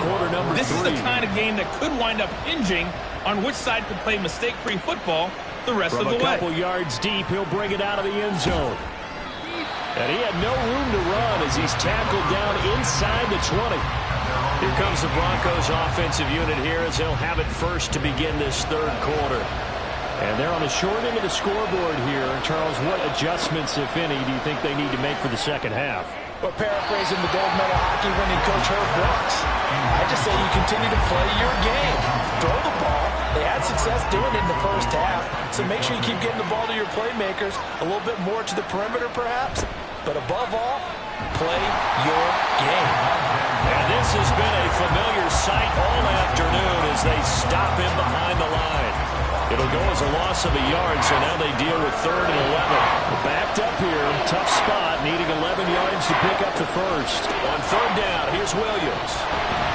And that's not going to get it done. He'll come up well short of the first at about the 21.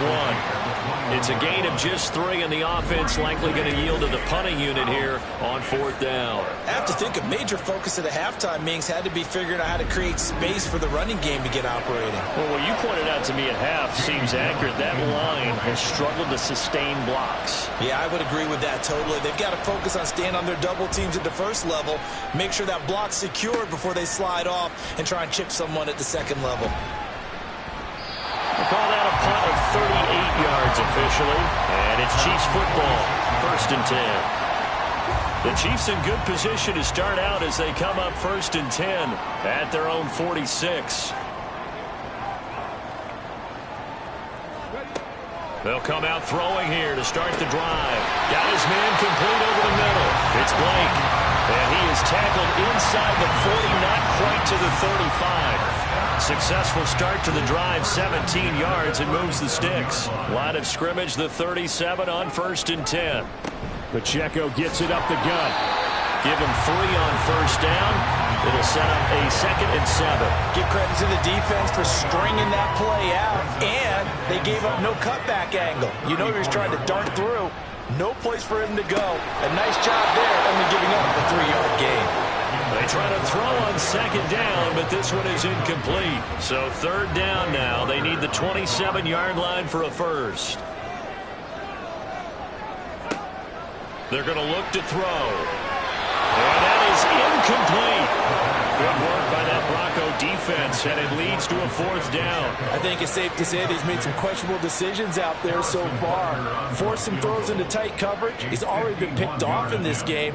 4th down now, but he was fortunate on that one not to have another turnover on his ledger. Butker's kick here is good, and they double him up here. That makes our score 20-10.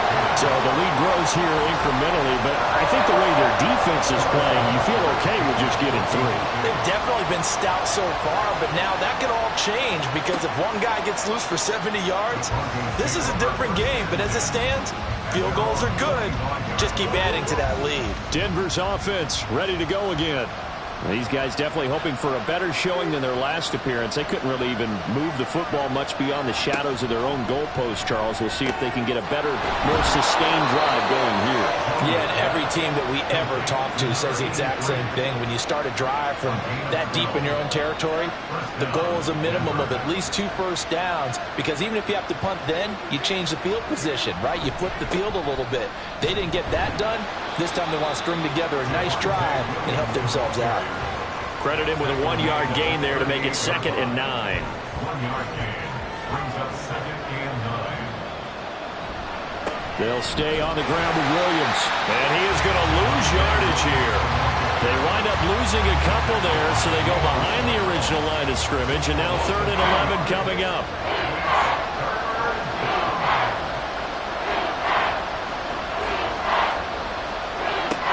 Looking to throw. Jones. And this is going to be incomplete.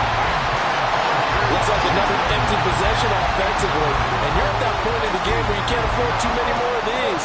So this is going to require some heavy thinking on the sideline to figure out what they can do to crack this defense. And here's Gillen on now to punt as he gets this one away. This is taken at the 23. A nice return there of 11 to help mitigate a good punt. And they will take over 1st and 10. The Chiefs offense set to go.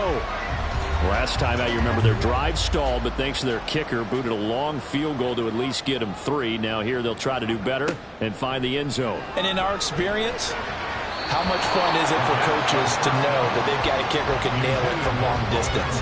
Now the hard part is, as an offensive play caller, you don't want that in your head too much where you're relying on it, and he goes out and gets the job done for them. But I'm quite sure he would be content to just kick extra points from here on out. Yeah, absolutely no question. I think his teammates would be okay with him just kicking the extra points as well.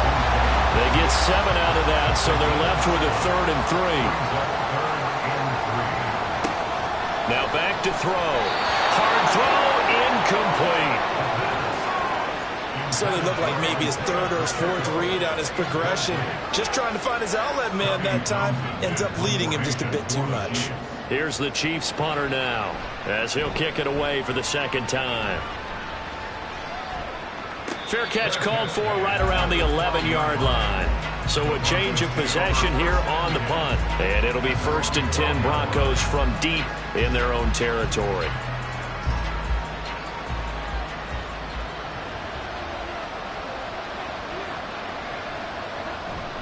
They start the drive on the ground. It's Williams. Oh, an absolutely filthy juke. He's got some space now. And they'll bring him down here up at about the 22-yard line. Options galore here. 2nd and a few inches. Off the play fake. Jones. Throwing middle, but it's incomplete. Certainly looked like someone was very confident in his ability to fit that one in. I would say he was overconfident because there wasn't a whole lot of separation there. Had that one covered pretty well downfield and knocked it away. Now a 3rd down throw, but it misses the target, incomplete. Has to be a little bit of frustration there. Back-to-back incompletions. Receivers blanketed on both attempts. This time on 3rd down. Here's Jamie Gillen now, as he'll punt it away for the 4th time today. And a fair catch taken back near about the 35, 36-yard line. It'll be a 39-yard punt, no return. And out will come the offense as they take over. So good starting field position for them here as they come up 1st and 10 at their 36-yard line. They'll start out here with a jet sweep. And he'll get this up to about the 40. A nice play design there with the touch pass. Looked good at the start, but bottom line, the defense was ready. And they did a nice job scouting, didn't they? Not just scouting, but now executing once they saw the play for real after having worked on it all week in practice. They drilled on the play, then they drilled him. And he'll be stopped right at midfield. An 11-yard pickup, and it's enough for a Chiefs 1st down. Godwin, the motion man. They'll get it forward to him on the touch pass. Oh, and this one may need to go back to the drawing board. He's going to be swallowed up right away. Ball on the 47-yard line. Here's a 2nd and 8. at the Broncos' 47-yard line. They'll run out of the gun with Pacheco. And they nearly sprung him that time as he takes this all the way down to the 37. A gain of 10 as they look to add on to this 10-point lead. Line of scrimmage, the 37 on 1st and 10. 1st and 10 at the 37-yard line. Left side here, that's complete to Godwin. And this will go as a gain of 7 as he gets it to the 30-yard line. Now 2nd and 3. 2nd and 3 at the 30-yard line. They run it with Pacheco from the gun. A short gain here, maybe a yard to the 29. Trying to keep the drive going here. This is play number 7 on 3rd and 2. 3rd down and 2. Now they'll throw here out of the gun. Trucks over him, fighting through. And this is going to be another 1st down as they'll make the tackle at the Broncos 18. Given 11 yards that time and a new set of downs. So from inside the 20, here's 1st and 10 at the 18. They'll look to throw. He finds his man, complete. That's Blake. So the completion good for 7 there. And it'll be 2nd down.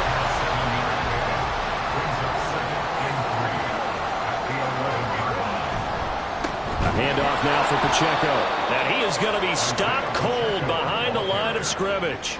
It'll be a loss of a yard, and that's going to lead to a 3rd and 4 coming up.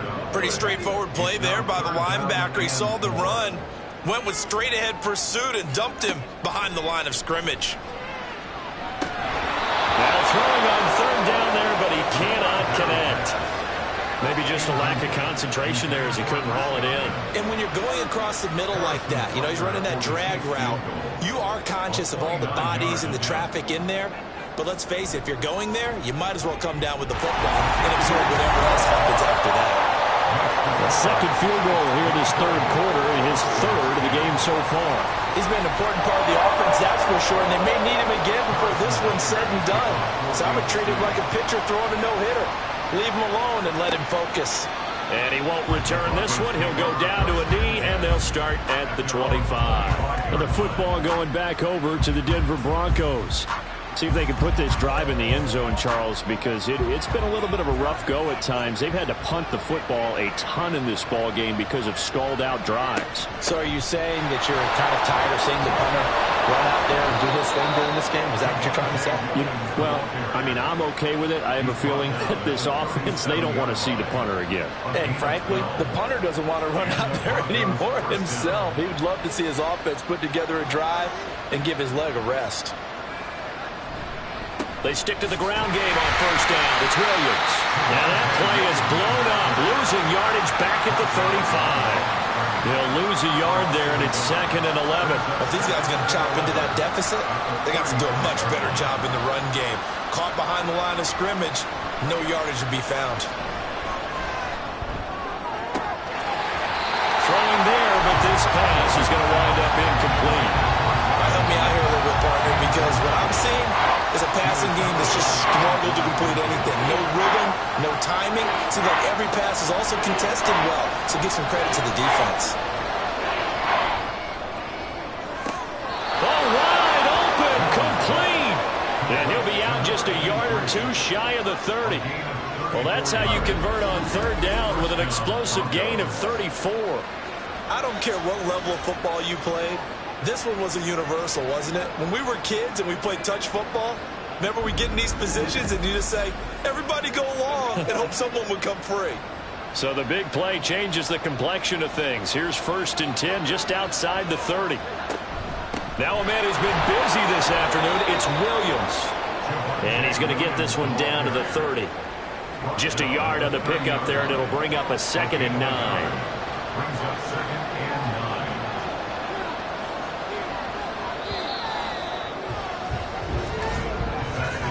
And they're not going to get to the line to run another play. So we will switch ends as the 3rd quarter has come to a close.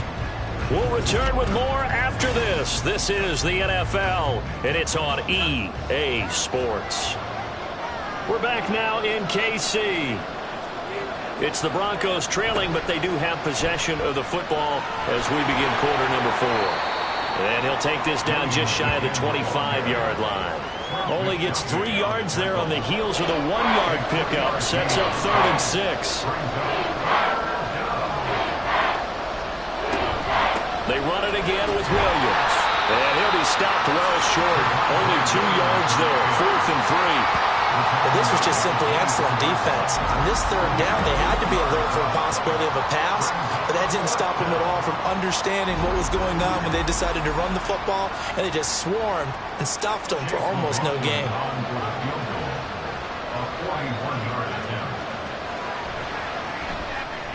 And this one is right through, and that gets them back within 10. So the 3 points there, and CD, that helps them inch a bit closer. Yeah, partner, when you're losing, any points you see go on the board in your favor, you're happy to take them.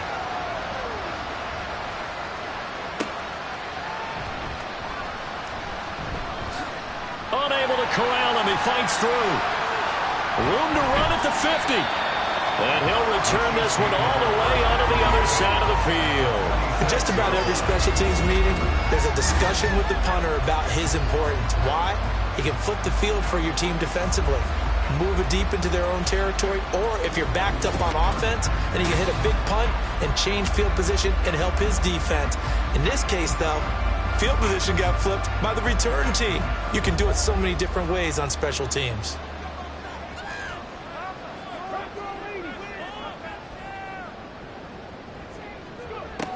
On 1st and 10, here's Pacheco. And a strong run there as he'll take this all the way down to the 35. 61 yards rushing for him in the ball game now on 14 carries. Now, I'm guessing you'd say this is kind of the key here. Grind out some yardage, work on that clock, see if you can continue to tick it down. Definitely, you want to bleed things out at this point, right? Continue to possess the football, gain some yardage, and put the onus on the defense. Do they have to use timeouts? What are they going to do to stop you? You're taking charge. They'll wind up getting 7 on the play, and it's 2nd down. They'll set up a throw. Over the middle, complete. It's Blake. They call his number again. It's his 6th catch and a 1st down.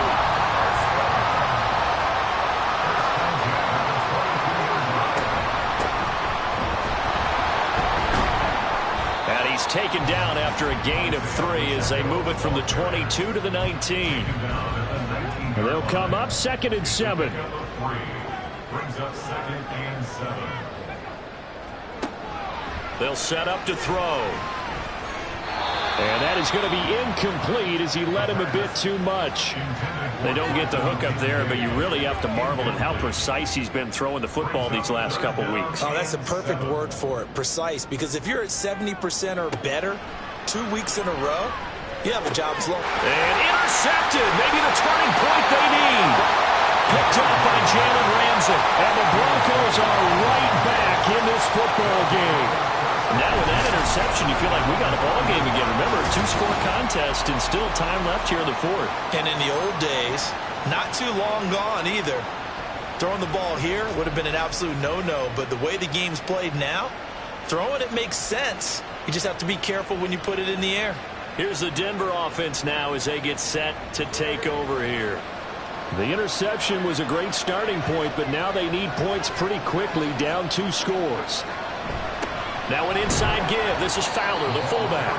And he'll take this forward only up to about the 7. A gain of 3, 2nd down. Brings up 2nd and 7.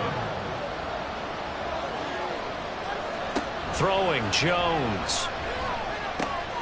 Man open. He's got it complete to Cortland Sutton. And Sutton will have a Broncos 1st down as he's up to the 15-yard line. 1st down, Denver. And movement by one of the Broncos up front, and in comes the flag.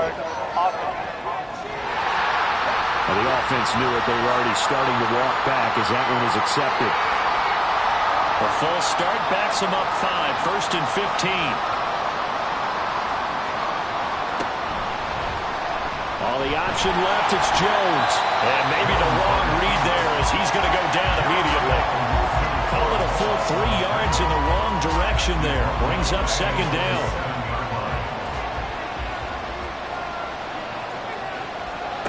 Now Jones. Quick hitter here. It's complete. And able to break one tackle, but then quickly brought down. But a nice little gain. They need 12 here. It's third down. Back to throw. Jones. And that will be incomplete.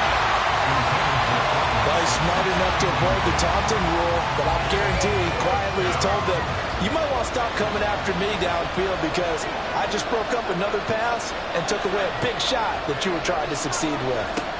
Desperation time now. Here's Jones. And it's knocked away and incomplete. The Broncos unable to convert here on fourth. And now possession will go over inside the 15-yard line.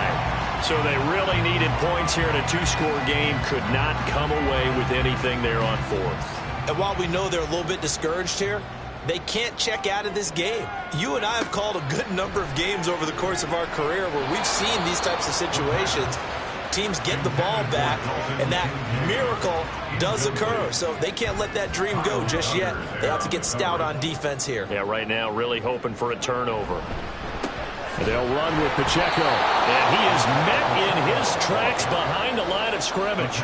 2 yards the loss, and now 3rd and 12. Sometimes you just sit back and marvel at what he can do defensively. Speed, strength, quickness, he's the whole package. And that package just wrapped up the runner for a loss.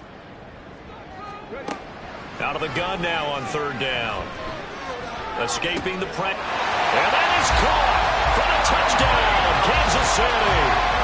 Isaiah Pacheco, his 2nd touchdown on the season.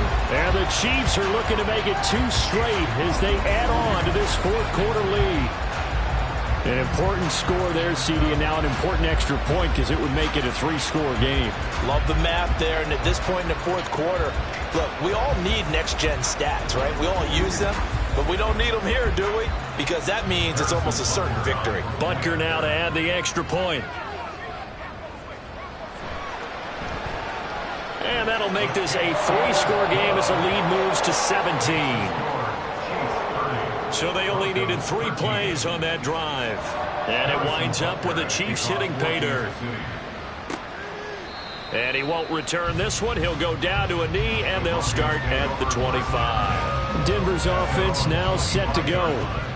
Charles, we know that this offense is aggressive. We saw that last drive. They went for it on 4th down, didn't get it. Then they give up the touchdown. So now you feel like they really need to respond here. They certainly do, but let's face it. Sometimes when you take that risk, you understand if you fail, a little more onus goes back on your ball club to try and pick themselves back up. They're backed up here with a 1st and 20 now after the holding penalty. Looking to throw. Jones. That's to the right sideline, and it falls incomplete. At this point in the game, they've got to continue to try anything they can. They're still working at it, even though this one feels like a lost cause. Throwing on 2nd and long. Jones. And he comes back with one complete. They'll wind up getting 10 back as that sets him up for 3rd down. A gain of 10 yards.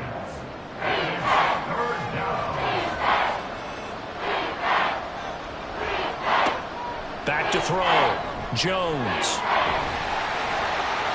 And he's taken down. A Chiefs sack. Chris Jones in there for sack number 85 of his great career, moving him past Hall of Famer Howie Long on the all-time list. 3rd and long, you knew that he was going to throw it. He just couldn't find anybody to throw it to. Yeah, and it shouldn't have been a surprise, but that was perfect execution of their nickel defense. That 5th defensive back, the extra defender, he really tightened up things downfield in coverage, and they were able to get to him in the pocket. And on 4th down, on is the punt team sending this one away. So possession goes over here on the punt. And it will be 1st and 10 as they take over. They've got good starting field position as they come up here 1st and 10 at the 40. Here's Pacheco to begin the drive. And he'll be brought down just shy of midfield at the 49-yard line. 72 yards rushing for him now to this point. Still a few inches short of a first down as they come up now on second down. He'll drop to throw. And this throw incomplete. Now the defender all over him that time, but it's going to lead to third down. Now third down and less than a yard.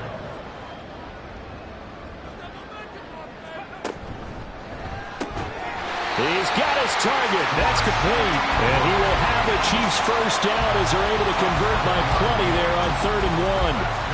A little football 101 there. You just see the receiver try to run down the defender, meaning he goes right at him and really trying to move him a little bit towards the center of the field so he can put his foot in the ground and break to the out, to the sideline, and make a catch.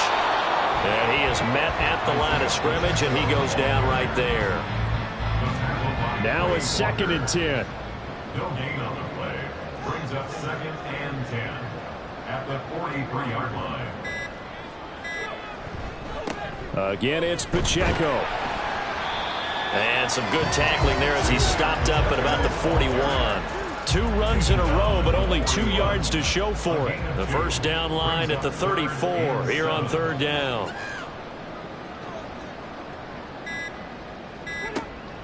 From the shotgun, he'll look to throw. And he will not be able to hang on through the contact. It's incomplete. The coverage strong, and now it's 4th down. And I tell you what, he got it from 58. That had lots of leg behind it, and that will extend their lead even further. These kickers now, it used to be that a 50-plus yarder was cause for celebration, now seemingly automatic. Yeah, isn't it funny when we prepare for a game, when you look at the backgrounds of these kickers, it's interesting, isn't it, to find out they were all-state quarterbacks, receivers, defensive backs, all-state wrestlers, right? Baseball players. We're finding athletes all along, and now they're just specialists putting it through the posts. Now Jones on 1st and 10. Got a man open. It's Sutton. And from the 25, they work this to the 29, a gain of 4. A gain of 4. To throw again on 2nd down. Jones. At the 29-yard line. He's got a man. Complete. A huge play there for Denver. 41 yards. Now you've got to hustle your guys to the line and get them set. Jones now throwing on 1st down. Throwing the out route, incomplete. It's Lindsey. And finally down he goes as they work it inside the 10 to the 7.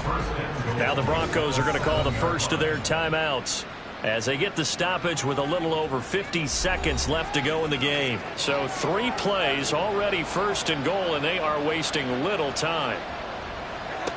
They'll stick with the passing game as he looks to throw. Pass incomplete, but the flag in the backfield, and this might be a roughing call. Personal foul, roughing the passer, defense.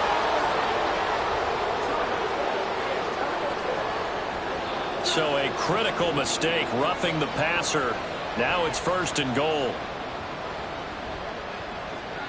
Again, he'll drop to throw. And it'll be intercepted.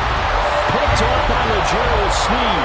And the Chiefs are going to get the football here as the ball will come out to the 20. Well, a field goal is probably not going to cut it at this point. This was touchdown or bust, and unfortunately for them, it turned out to be bust. Yeah, they're feeling like they've got to force the issue here. Maybe take some chances they wouldn't have earlier in the game. But give credit to this defense. They've really stood tall throughout, and they come up with the interception in the end zone. They'll start the drive here with Pacheco. And he is brought down at the 22 after a gain of 2, and it brings up 2nd down. The 22-yard line. A gain of 2. Brings up 2nd and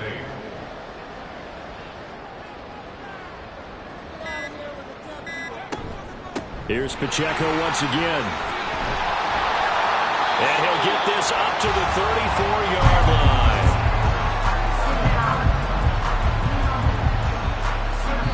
So this one in the win column for Kansas City. And it was their defense that led the way, allowing just 3 points, that lone field goal in the entire second half. And remember the old adage, offense sells tickets. Defense does what?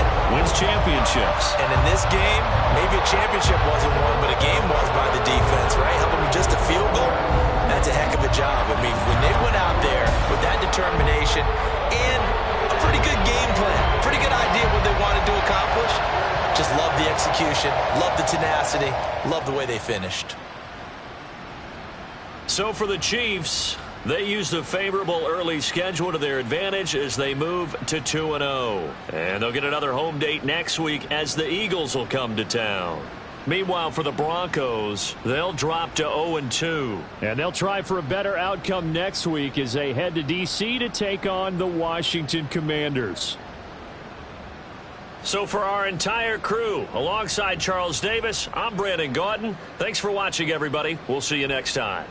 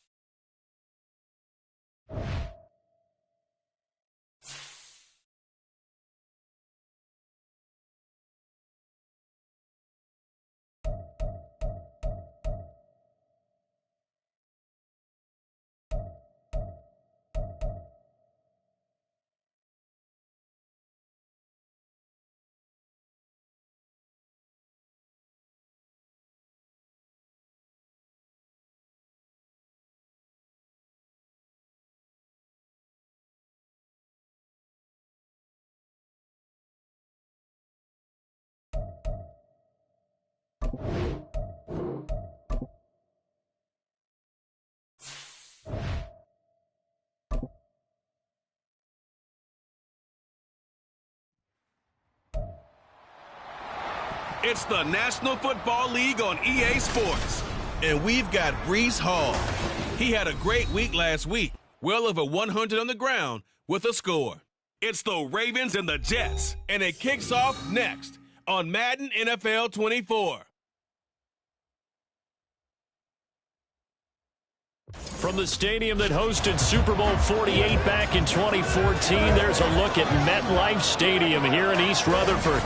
Today, after a topsy-turvy opening weekend, it's on to week 2, and we've got a good one here, as it'll be the Baltimore Ravens taking on the New York Jets. With Charles Davis, as always, I'm Brandon Gaudin. Charles, you talk about storylines in this one. I think it begins and ends with our two quarterbacks, certainly two of the best in the business. And nowadays, I don't think you can get by for long periods of time without a top-flight quarterback. The way the game is played, with all the responsibility he has and how the game flows through him, if he's not on the top of his game, your team's not going to benefit at all.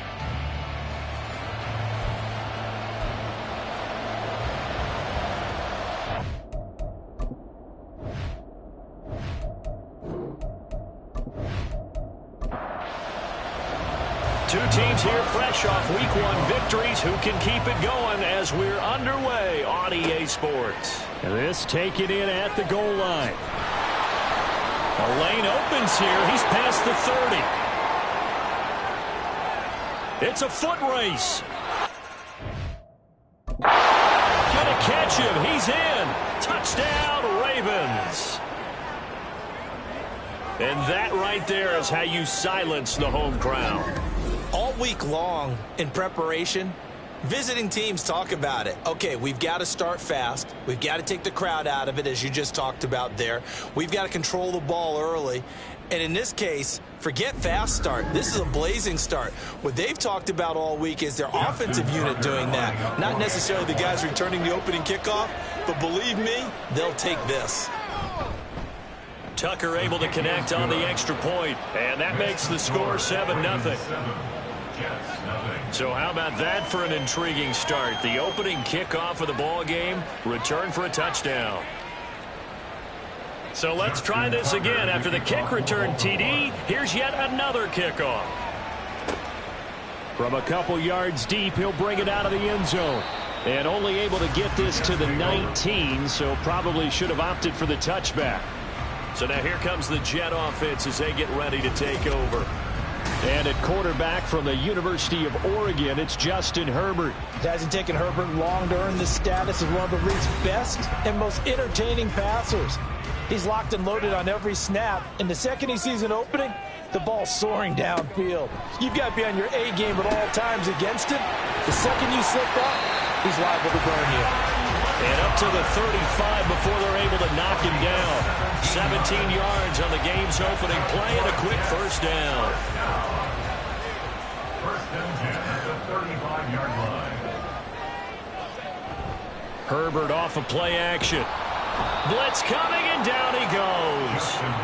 Odafe Owe showing off the pass rush skills. And this is what you've got to do against a quarterback like him. You've got to keep him in the pocket and not let him get to the perimeter, because once he gets outside, that's where he can really hurt you.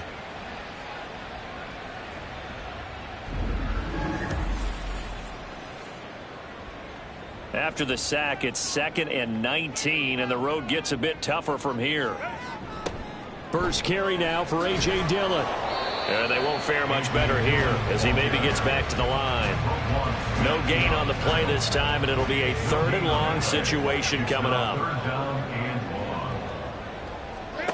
Out of the gun, Herbert. And that one to the right side and incomplete. One first down here, and that's all, folks. Good work by this defense to hold things in check and force a punting situation. Out is Rigoberto Sanchez on 4th down to punt this thing. Fair catch called for and taken right near the 30-yard line. Number 8, Lamar Jackson, trotting onto the field at quarterback, ready to lead this Ravens offense. Early part of his career, defenses really had to focus on his running ability, and they still do. But now, he's turned himself into a true dual-threat quarterback. When he plants his cleats in the ground and turns it loose, good things happen downfield. Throwing now, Jackson on first down. A throw taken in by Tyler Wallace. And they get him down, but not before he takes it across the 40-yard line. The drive starting with a first down, 11 yards on that pickup. Off the play fake, here's Jackson. And the Jets pressure too much as down he goes. He couldn't get rid of it. He takes a sack for a loss of 6 to bring up second down.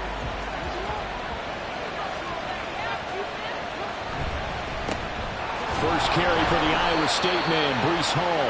And he's dropped right at the 40. Gain of 3. Third down and 13. Throwing is Jackson. Able to find the open man. That's complete. It's a big play there for Baltimore. And even 40 yards. Despite writing it down on my notes, I never give enough credit to the offensive line, and we have to here. The protection, that's what made this play a success. Quarterback had to wait for his crossing route to develop, and that takes a little bit of extra time. Excellent job by the big fellas up front. So a big play as it gets him all the way down to the 20 now for 1st and 10. To throw is Jackson. That's caught. It's Flowers. And the Ravens are going to have a 1st and goal coming up as the tackle made at the 3-yard line. How about the way they're moving the ball down the field? They had a big play a moment ago. Followed it up with another nice one here. And before you know it, they're already looking at 1st and goal. And he will take it in for a Ravens touchdown. Breece Hall, his 2nd rushing touchdown on the year. And the Ravens have taken a 2-touchdown lead now. Good start to the season for him. He had the touchdown last week in the opener and a 2nd one in week 2 now. How about the pace he's already established, right?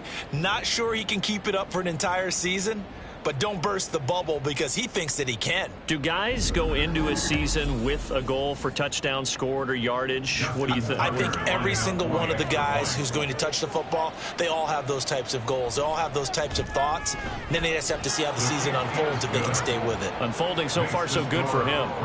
Tucker with the extra point, and it's now 14-0. Justin Tucker to kick off for Baltimore. And no alley to be found. The coverage was solid, and he's dropped at the 18. Back onto the field come the New York Jets for their 2nd drive. They find themselves in a good-sized hole here, and a good-sized hole early on in this game as they come up on 1st down. And he'll power his way up near the 25. These are his numbers from last week's contest. 19 carries, 61 yards. Not a horrendous week last week running the ball, but definitely room for improvement for their numbers. No doubt they made some slight adjustments to how they're going to call plays this week in hopes they can kick those numbers up a notch.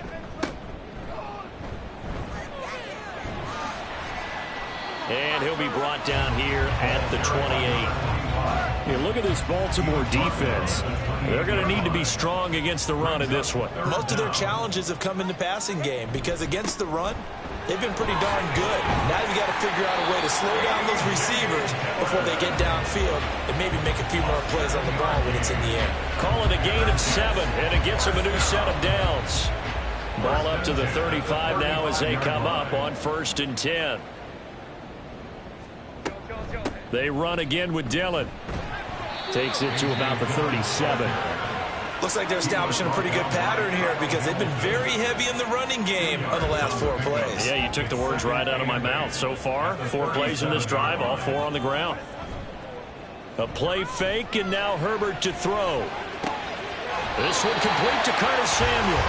And he's going to be taken down with the 1st down at the Ravens 43. A good pickup there of 20 yards. You can almost hear the sigh of relief coming from their sideline and from their point on the field, because this has been a tough start for them thus far. A much-needed first down there. They needed something good to happen. Plays like that will continue to help them dig out of this hole. Dillon now on 1st and 10. And trying to push forward, but he is going to be stuffed up in the backfield. Officially, it's a 1-yard loss. That's going to bring up 2nd and 11. The running lanes have definitely not been there for him here in the first half, and I don't think it's all been his fault. His offensive line hasn't given him much space. A loss results there. Justin Herbert looking to throw on 2nd down. His throw incomplete.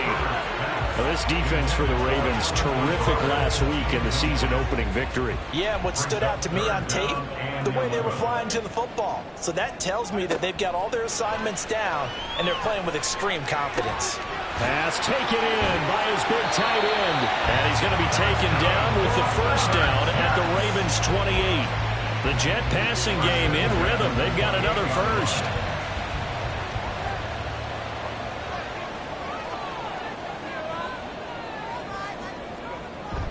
Play action. It's Herbert.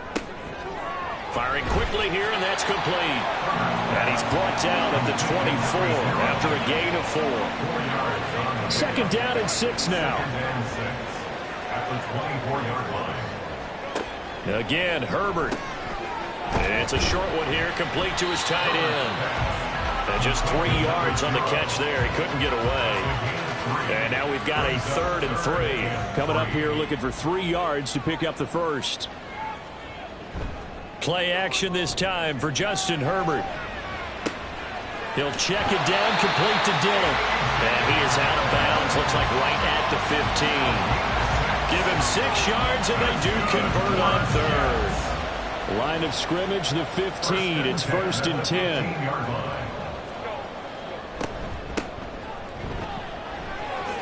Shifts by him.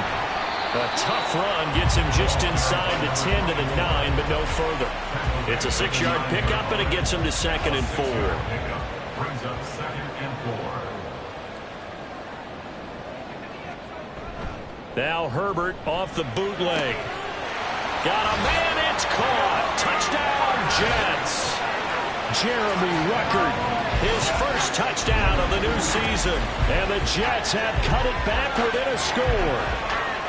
Sometimes those tight ends are a mismatch. They found the mismatch there. And that's exactly why you want to draw up those types of plays, because coverage is just going to go to the natural guys, the guys that make the big plays on the outside. If you work your tight end into it, that's a tough one for a defense to handle. Tough. They couldn't handle it. It worked out for 6. Lutz with the extra point, and that'll make our score 14-7. So that drive spans 13 plays. And all of that was capped off by a Jeremy Ruckert touchdown catch. Breece Hall helped leading out this offense for another series. And you see his numbers from a week ago. He was up over 100 yards then, and he's already hit pay dirt here once in this one. We always talk about quarterbacks and receivers getting into rhythm, right? Really feeling good, finding each other downfield. I think running backs operate the same way. They can hit a good rhythm and a good stride, and he's carrying it over from last week. A good run there on 1st down, and it'll leave him with a 2nd and 2. 2nd and 2 at the 33-yard line. They go play action with Jackson. A nifty bit of scrambling there. 12 yards, 1st down. Facing 2nd and short, that gives you a chance to go for a bigger play through the air. But I think he said to himself, why not just handle this one? Got all the yards you needed and then some, and made that snap a huge success.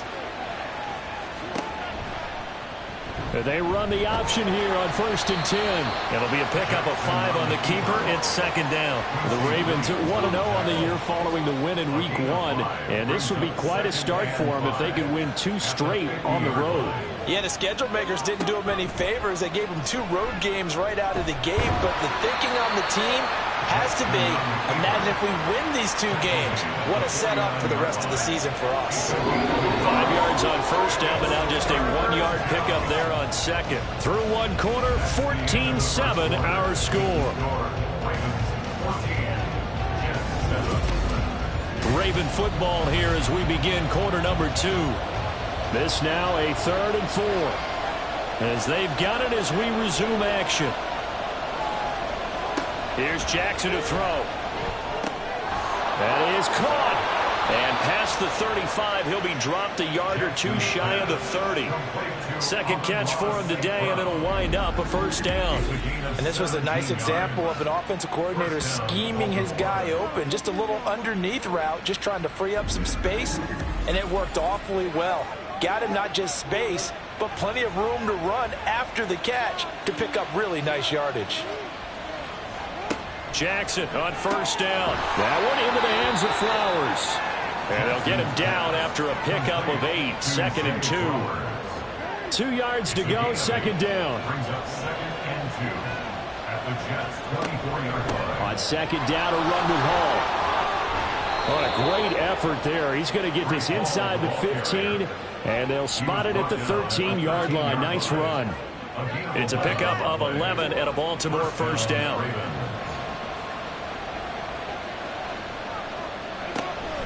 On 1st and 10, it's Hall. And strong running there as he's inside the 10 and down to the 8-yard line.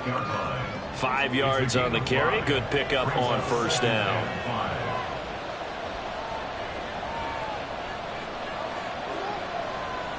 In motion left goes a tight end.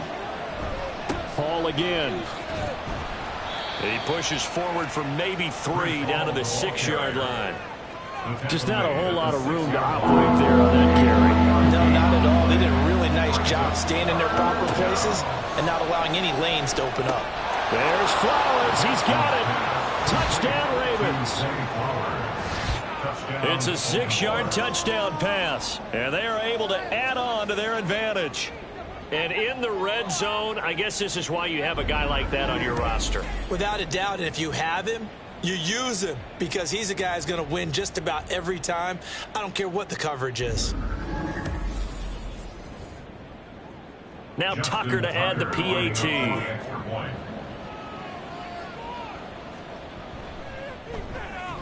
It's good, and it is now 21-7.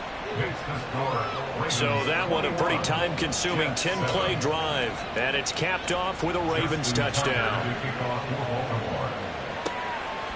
From a yard or two deep, here comes a return. And no chance to get away as they'll get him down at about the 17-yard line. The Jets offensive unit ready to get going here. So remember, Charles, last time they were out here, they scored, but they just saw the opposition score, and they're trailing right now, so they're trying to keep pace here. They need a touchdown drive. Well, if you're a fan of offense, you're loving this, but if you're a fan of defense, this is tough to watch, and it's also tough to keep that up when you just watch your opponent march down the field on a scoring drive that lasts into double-digit snaps. You need a score here, not just to follow the momentum from your last drive, but put the onus back on your opponent. And that's what they're doing right now, swapping that onus back and forth. And they're going to get this beyond the 40 before he's taken down. 25 yards there on the catch and run. These guys have definitely been outplayed in the first half, but I like their countenance. I like the way that they haven't panicked out there, the way they're carrying themselves. They're starting to move the ball, and what you have to do, maintain your poise and start to put together some drives.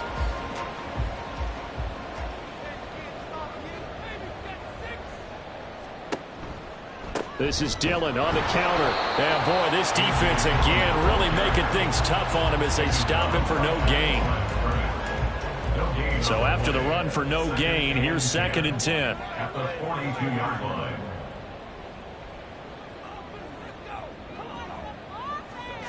A shotgun snap for Herbert. And that'll be incomplete. Took a pretty good shot as he tried to pull that one in. Couldn't hang on, 3rd down. Here's Herbert.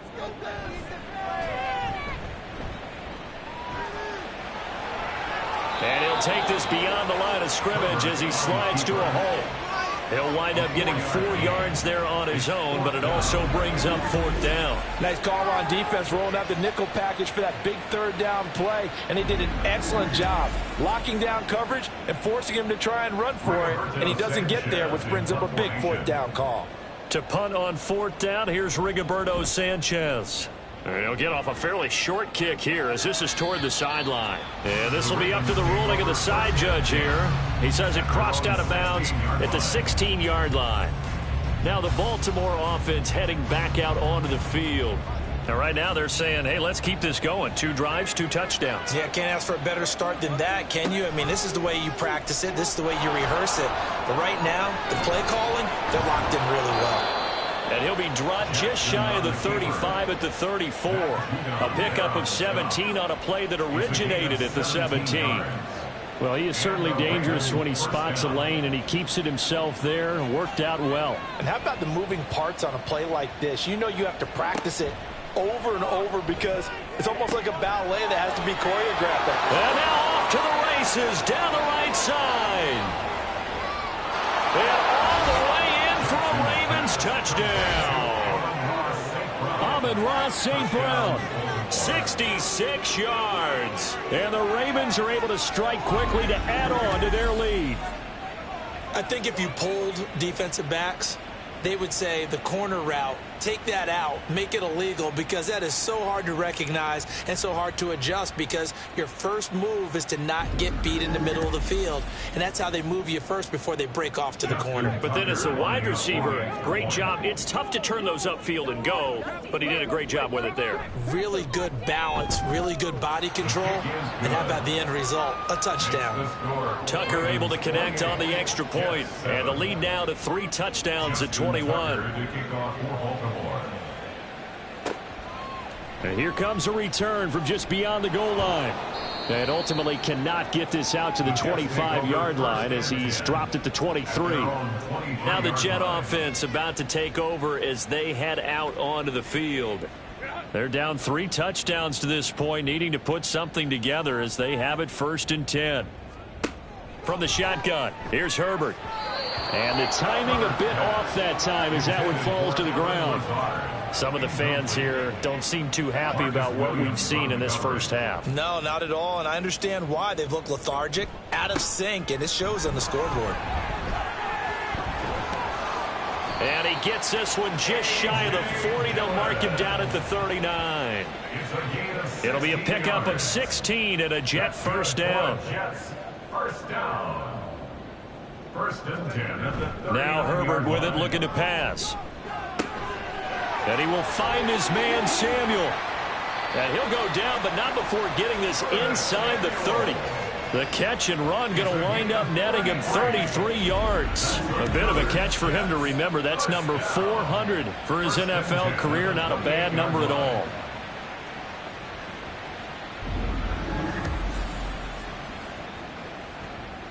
So now then, the big play has him all the way inside the 30 now, 1st and 10. Now Dillon on the inside give. And just no chance of turning the corner. He can only get back to the line of scrimmage. 2nd and 10 coming up. Brings up 2nd and 10 at the Ravens 28. Herbert. And his throw's going to be incomplete. What will look like a march to the end zone has hit a momentary roadblock with that incompletion. No need to panic. They just got to come up with a high percentage play call and see if they can get their offense back on track. Going to throw on 3rd down with Herbert. The throw here right sideline falls incomplete. Fine work by the Baltimore defense to help bring up 4th down. Smart move to throw that one away. You're in field goal range, so you definitely don't want to be loose with the ball. And that's great work by this defense to force a 4th down. The kick by Lutz is good. And the deficit drops now from 21 down to 18. So that's a 7-play drive that ultimately stalls out there at the end. Yeah, things were a little leaky in the beginning on that drive, weren't they? But how about the front 7? As they got closer to their goal line, things stiffened a little bit, forced the field goal. This taken in right around the goal line. Some strong running at the 20. Oh, a dangerous return man showing it here.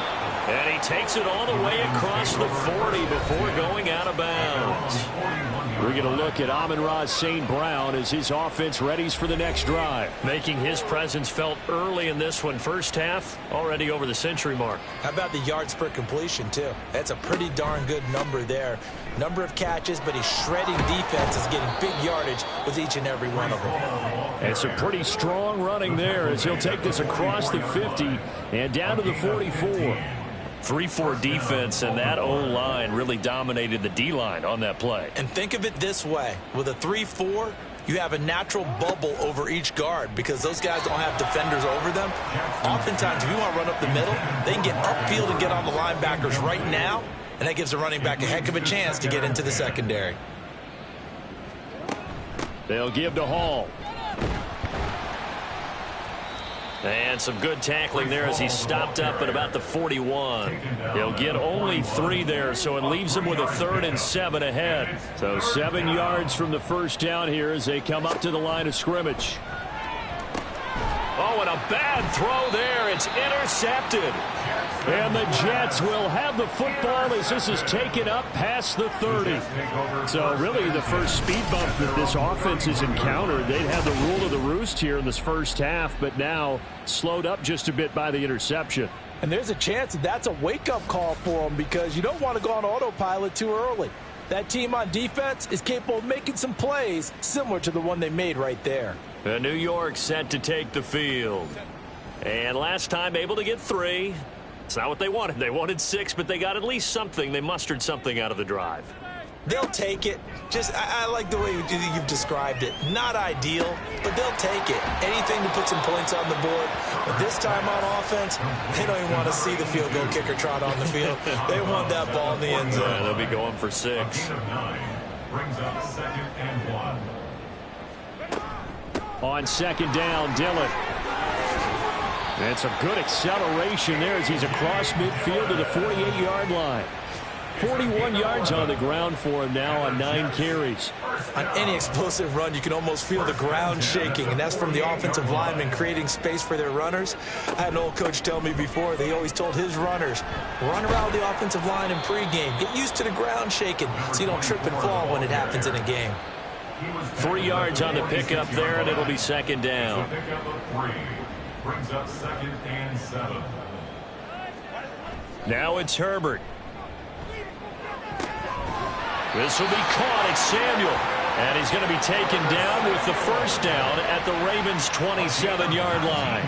He's exceeded his receiving yards from a week ago, and we're still in the first half. It's a first down.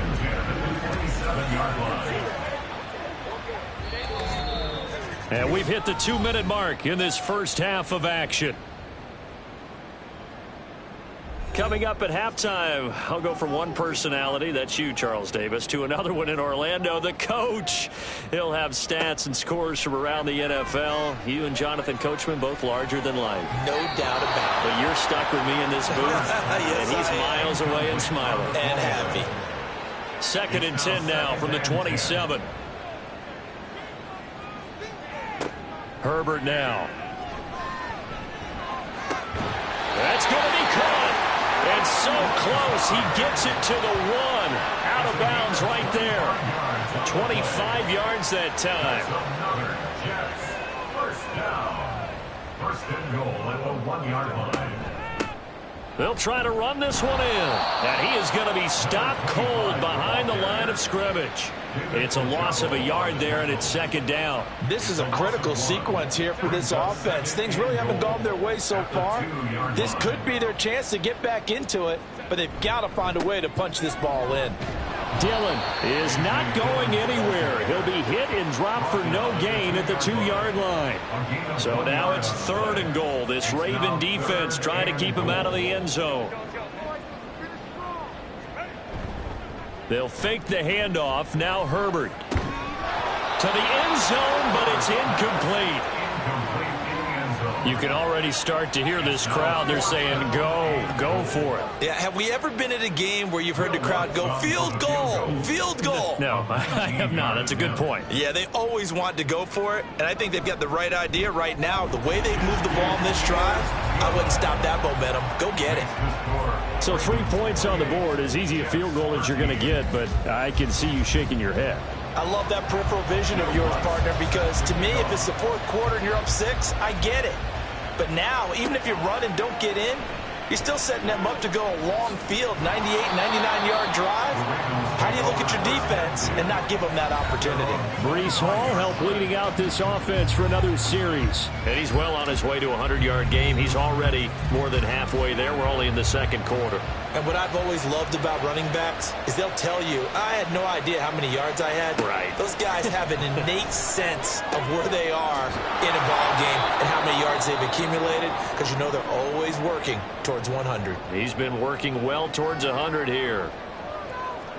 On 1st and 10, it's Jackson. Throw caught by Flowers. The Ravens going to use the second of their timeouts, as they'll stop it with 13 seconds to play in half number 1. On the draw, it's Hall. This will be stopped about 2 yards shy of the marker. 8-yard gain, 2nd and 2. And with just 4 seconds left in this first half, a timeout call. Offensive linemen love creating space for their guys carrying the ball. But when that guy also breaks tackles and creates extra yardage, they almost feel like he's one of them, and they really embrace him. Tucker's kick is good, and that will extend their lead even further. So a big play before the end of the half to get him into this spot, and they cash in with 3. How about the 1-2 to the solar plexus on that one? The big play, the field goal, not much time left on the clock. That's the way to go into the half.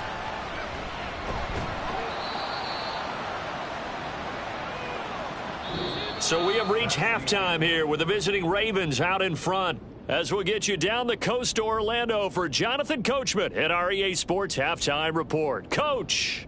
Okay, Brandon, we'll get you back to you and Charles in a bit, but first it's time for a trip around the NFL following an eventful opening weekend. Let's see what's happening in Week 2.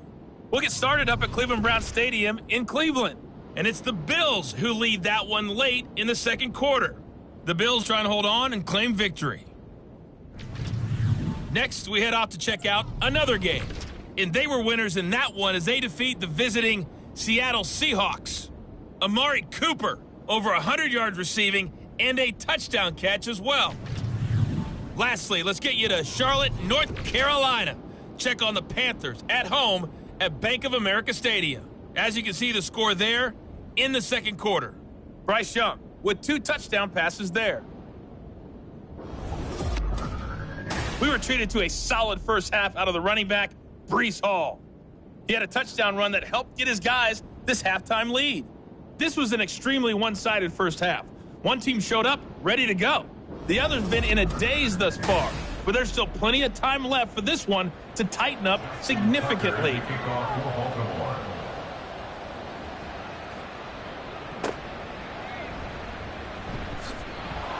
And good coverage there on special teams as they'll get him down shy of the 20. Now the Jets going to take over on offense to begin this third quarter.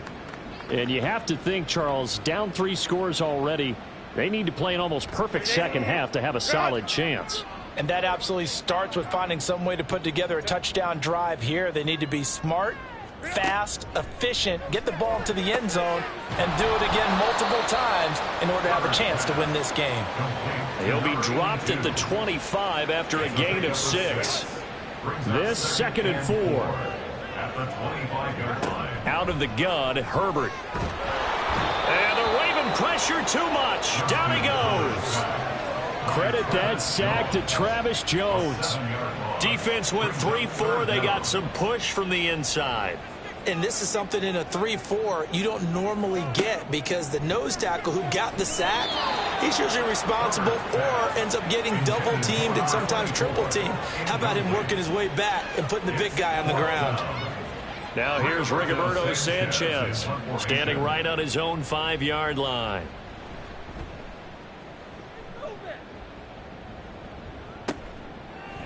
A beautiful fake. That'll go as a punt of 34 yards that time. And the Ravens, they'll take over. We're going to look at Amon-Ra St. Brown as his offense readies for the next drive. Good day for him so far here in the third quarter. He's hit pay dirt once, over 100 yards. But, hey, it's the third quarter. He's thinking, I want more, right? He wants more, and it just increases the confidence of his team because every play he makes, that means his quarterback is really feeling good about throwing the football. Probably feels like he can't throw an incomplete pass when he throws it to him right now. Yeah, he's looked really, really sharp. At the 47-yard line. Ball again on second down. And now they're going to get him down right at the line of scrimmage. No gain on the play there, so they're left with a 3rd down and 6. They are in need of 6 yards here if they hope to move the chains. On 3rd down, Jackson. They'll set up the screen for Hall. And they stop him up short of the 1st down as they get him at about the 43. A short gain there of just 4, and that'll bring up a 4th down.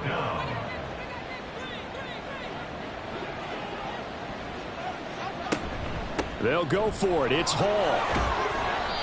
And he's going to have the 1st down at about the 38. A solid pickup of 5 and a very solid 4th down conversion. And defensively, pure frustration. Now Jackson on 1st down. A short throw caught by Andrews. And there's a completion to the tight end. And look at the size of these players nowadays. At that spot, 6'4", 6'5", and up. A lot of guys used to be basketball players, somehow came back to football. And that's really good for the game of football. You're getting better athleticism, great hand-eye coordination, guys who know how to control their bodies when they run their routes. He'll lose a yard on the play, so now they need 3 yards on 3rd down. And it's 3rd down. Now it's Jackson. And the throw there going to be incomplete. I like the calmness of how he played the ball here. No panic in his eyes as that throw arrived. Tracked it from the moment it left the quarterback's hand, and that's just where he needed to be to knock it away. Tucker's kick is good, and that will extend their lead even further. So 3 more points tacked on, and this margin getting more comfortable by the minute. And with the lead where it is, you can actually feel good about field goals. We talk all the time about scoring 6s, not 3s. But in this case, they're just looking to chew up some time and come away with points. And he won't return this one. He'll go down to a knee, and they'll start at the 25. Another go-around now for the Jets offense. And Charles, a very uninspired effort the last time we saw them out there was a quick 3 and out, then they punted the football. Yeah, and you never want to get stopped so soundly during a series, but what would be even worse now is letting it happen again right here. They've got to get going. Throwing on 1st down, but this one winds up to be incomplete. An incomplete pass leads to 2nd and 10 from the 25. Here's Herbert. And he drops it incomplete. And their struggles continue here. It's been clear in this matchup which side has been the more physical one. It's been this defense. And here's another example on that last play. From the gun, Herbert on 3rd down. Oh, he tries to force it in, and it's intercepted. Picked off by Marlon Humphrey. And the Ravens are going to take possession here at their own 47-yard line. Partner, I think this one went awry very simply because he overestimated his arm strength and his ability to fit it anywhere he wants to. A lot of quarterbacks do that and often pay the price. So here are the Ravens to take over on offense. They're in the driver's seat right now, and they were winners last week over the Seattle Seahawks, so trying to keep that momentum moving in the positive direction. Jackson and the Ravens come up now 1st and 10 on their side of midfield at the 47. They'll try and start this drive in the air. Got his man there. It's Wallace complete. And he'll take this from 147-yard line to the other. A gain of 6. Here now, 2nd and 4. At the Jets' 47-yard line. Jackson from the shotgun. A short throw caught by Andrews. Only able to gain a couple there. And now that sets up 3rd and 2. 2 yards. And it's 3rd down. And they'll try and run the option to pick it up. Fighting through it, he's got space. And he's corralled, but not before getting it inside the 35. And that one will go for 13 yards on the keeper and a 1st down. Well, partner, for a few years there, we thought this read option play was going to take over the whole NFL. It seemed like everyone was using it, but it has been scaled back considerably in the last few seasons, mainly because people are worried about their quarterbacks getting hit. But when you call it at the right time and you use it properly, you see the type of gains you can get. A nice chunk of yardage there by the quarterback. Second down and 8. At the 31-yard line. Out of the gun, they run it with Hall. He winds up getting only a couple there, down to the 29.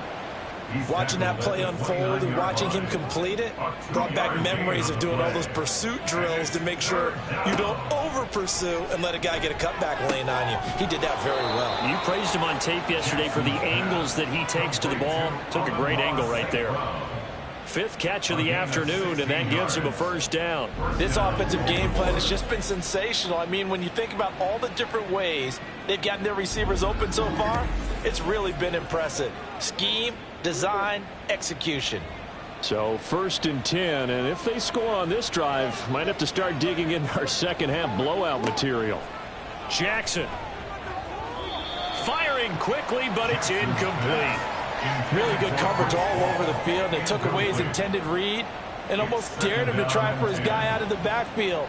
No surprise on that one. It doesn't connect. Back to the ground with Hall. And they get to him quickly here as he stopped right around the 13. They do get a yard there, but only a yard. Leaves him with 3rd and 9 looming. And it's 3rd down. Throwing is Jackson. They'll try and set up the screen. It's complete. And they're going to drop him well shy of the first as he can only make it to the 11. That's going to bring up 4th down, only a gain of 2 there. So Jackson will head to the Ravens sideline, and on comes Justin Tucker for the field goal try. From the right hash here, should be an easy one. Tucker's kick is good, and that will extend their lead even further. So that one is his 3rd of the game. Now, if you're wondering, that's only halfway to his career high, as he once had 6 field goals. Brandon, but 6? Let's hope we don't get that again, please. Can we see a few touchdowns here and there? That'd be nice. And he had no room to run as he's tackled down inside the 20. New York's offense back out there and set to go. And we'll see if they can bounce back from that last drive, in particular if they can bounce back at the quarterback position, Charles, after throwing their first interception of the ball game. Yeah, and some guys, you know they're going to want to try and get a big play right away and take control back. Others, they're going. There he goes, right side. And he's taken down right at the 45-yard line. 79 yards rushing for him now as he's run it 11 times. So the big play moves him all the way across midfield. It's 1st and 10 from the 45. Again, it's Dillon. Trying to keep those big legs churning, but he's going to go down in the backfield. 2 yards the loss, 2nd and 12. And now you have to wonder, partner, at what point in time do they forget the running game? It's been a struggle so far in this one. I would think they'd have to start throwing it a little bit more. Justin Herbert looking to pass. And he's got his man in stride, complete. Nothing flashy there, the slant to the slot. Oh, and the frustration for the defensive guys, because it's a quick play, and you know it's going to be a bang-bang play in terms of the throw and the catch, and then he's able to absorb the contact and complete it. Able to find the open man. That's complete. And they're going to be set up down around the 15-yard line. Well, they were in search of a short gain on 3rd down, and they wind up nabbing over 20 yards. 1st and 10 at the 15-yard Herbert line. operating from the red zone. That's complete right around the 8. And the Jets are going to be looking at 1st and goal as they move this down to the 4-yard line. 1st down. 1st and goal at the 4-yard line.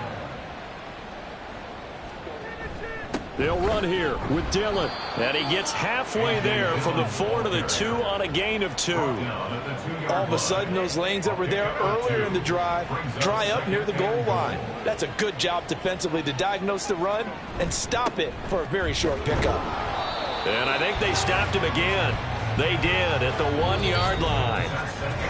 So a little extra time to ponder this 3rd and goal as we played 3 quarters. We'll return with more after this. You're watching the NFL on EA Sports. Back now here at MetLife Stadium. A lot of folks starting to make their way to the parking lot. Their guys trail big here to begin quarter number 4. Now throwing on third down there, but he cannot connect. They lead big, and a major part of that has been how they've taken their play to a whole new level this second half. No points allowed since the break, and you can add another incompletion to the total number that they forced in this runaway contest. Fourth down for Herbert. Desperation time. And they hit him as he throws, as this one's going to go straight down to the turf. Incomplete. They try to throw on 4th and goal from the 2, and the Ravens come up big down at their own goal line. They kept it in the air on 4th, Charles. They ran on 1st and 2nd down, tried it through the air on 3rd and 4th. Couldn't come away with anything on 4th and goal. And remember, in these situations, the field is really condensed. Everything is squeezed tight. So as a defender, you can actually take more chances here because they won't have as much time to throw the football, and a receiver really can't run past you. If they do, they run out the back of the end zone. Nice job by the D, shutting them down. Brings up 2nd and 7.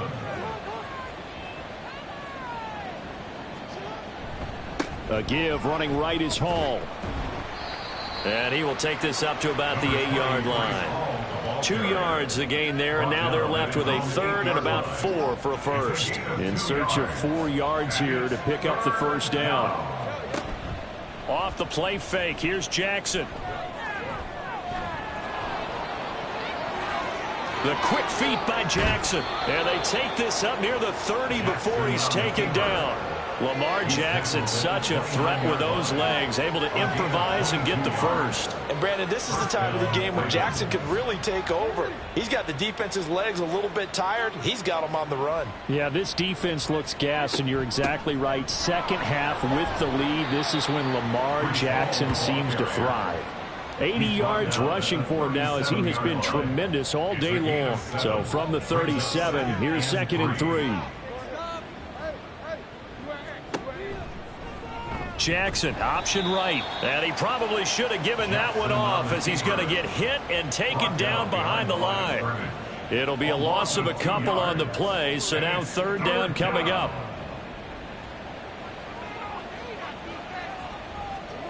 Now it's Jackson. He had a man open, but he missed him, and it's incomplete. Well, 4th quarter with a 3-score lead here, Charles, but they're still going back to the air and looking for more points. Well, with this game well in hand, it's an opportunity for the guys to come off the bench and get a chance to play. And a lot of coaches, they want to run their full playbook no matter who's on the field. That'll be a 41-yard punt, just 1 yard on the return. And the Jets will take over. New York ready to go again offensively. Well, we said it at halftime that they would need a nearly perfect second half to erase that deficit that they were facing, CD. But unfortunately, the second half has pretty much been a carbon copy of the first. Yeah, that early lead was almost insurmountable the way their opponent was playing. And, partner, they do have some good news, though. This one is getting close to being over, and they can try and hit the reset button starting tomorrow. From the 28, it's 2nd and 5. At the 28-yard line. Here's Herbert.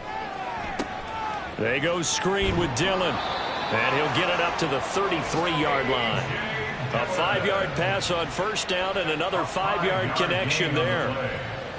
And the Jets, 1st down. Now Herbert with it, looking to pass. That's complete, right side to Lazard. And the result here, a pickup of 8. Leaves him with 2 to go on 2nd down. Lazard. It's a gain of 8. Brings up 2nd and 2nd and a couple. at the 41-yard line.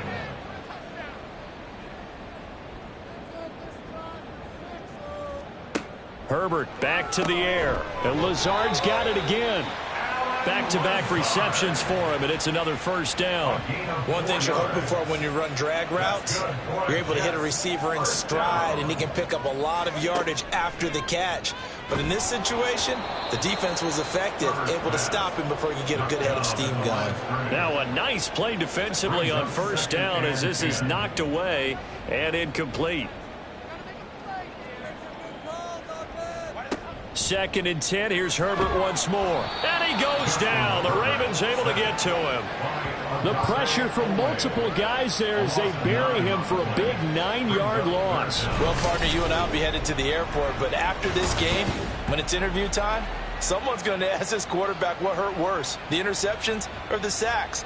His whole day, it's been rough. Barring a miraculous comeback, this offense isn't going to win this game, but he's probably going to say what hurt most is the loss.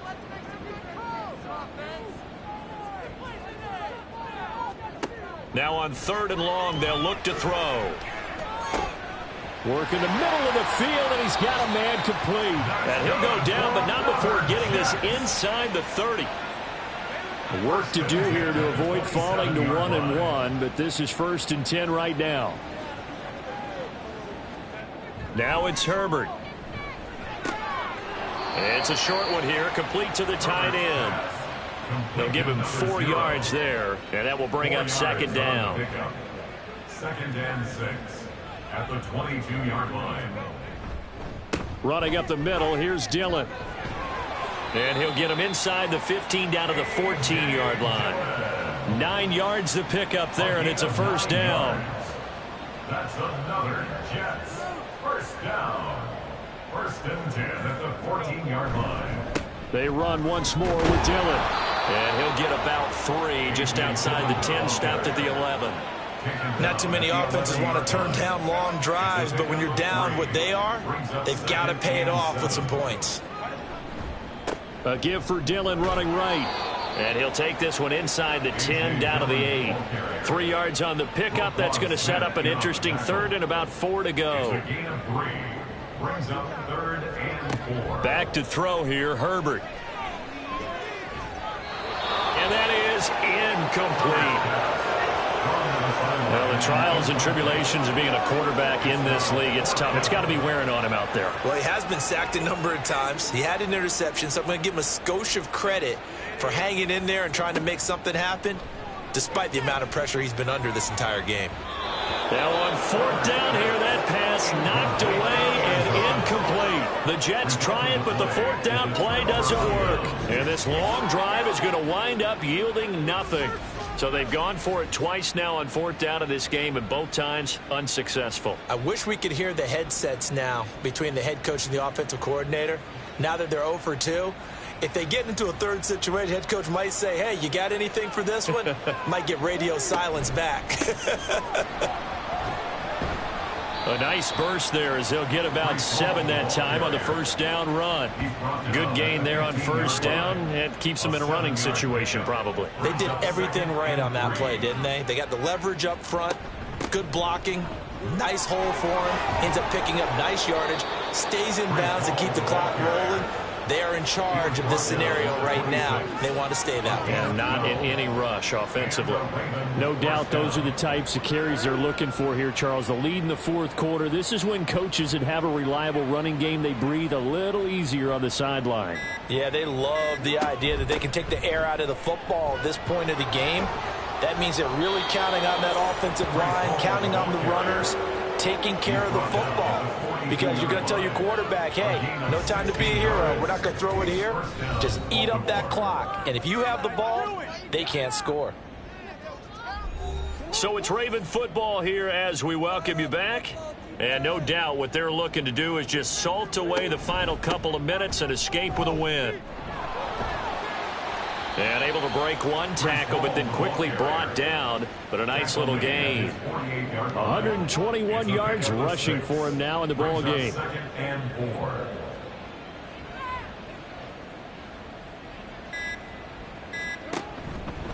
Option play, here's Hall. And maybe a measure of revenge there. He's had his way in this one, but this time they get him behind the line.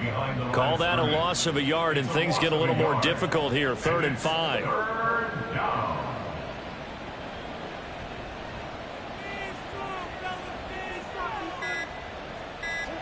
Now Jackson. Oh, he rifles one, and that's going to be intercepted. And he's going to take this one back to the 37-yard line. And that's a great example of ball skills right there, partner. You and I do a lot of games, and I can't tell you how many guys look to run with the football before they've intercepted it. So that's a nice job of focusing on the task at hand and coming away with the interception.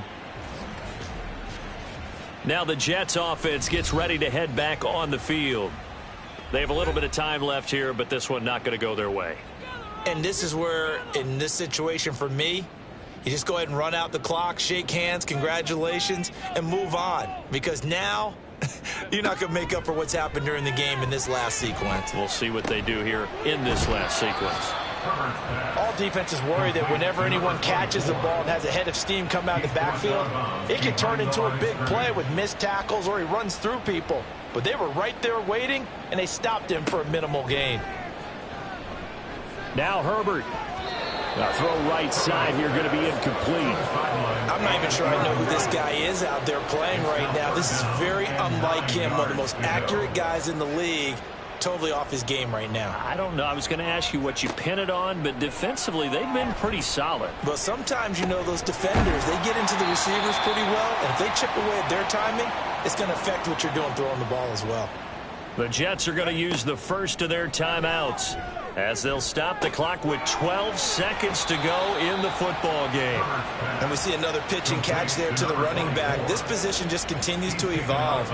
They become just as critical to the passing attack as a lot of receivers, tight ends, because their ability to make people miss in the open field can really generate big plays for an offense. Throwing again on second down, but this time it's incomplete. An incomplete pass on that last play, and that means they'll need to come up with something here on third down. One last throw here for Herbert. Pass taken in by his big tight end. Touchdown, Jets! A 15-yard touchdown ground. And the Jets are able to make some inroads here to that deficit. Well, it seemed like they were so focused elsewhere they forgot about the tight end spot, and he's the one that burns him there to make this a 3-score game here, Charles, in the fourth quarter. I think there might be a little bit of defensive fatigue from those guys on that side of the ball, partner, because they've been spending their time trying to stop them from all angles. This time the tight end gets them. You know, sometimes the guy on the defensive side of the ball, he just has a good feeling or a good read, and he unleashed his defense on that one. Boy, they stopped them in a big way. Yeah, I hate to be cliche, but sometimes we overanalyze. They just have more want. Looked like they had more want right there. More want and more people to the ball.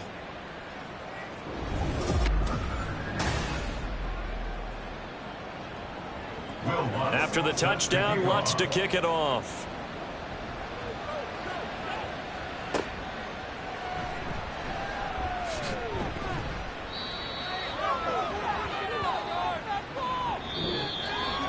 So that last kickoff, just a mere formality, obviously, Charles, wrapping up a game that they should be very happy about in which they got the win.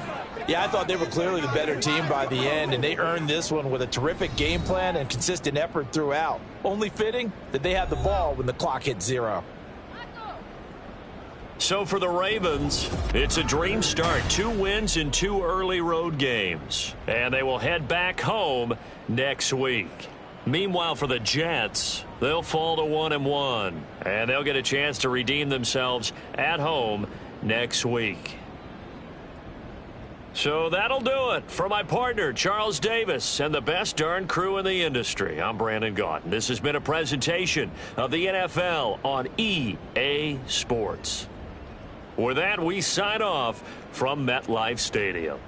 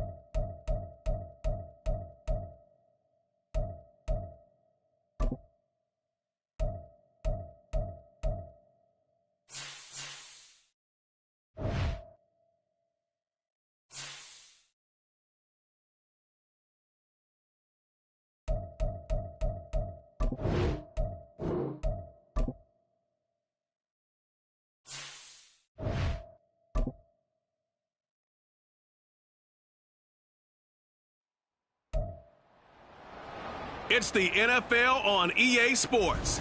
And up next, we'll see Aaron Jones. He really helped drive them a week ago with a 3-touchdown game. It's the Packers and the Bengals on Monday Night Prime Time.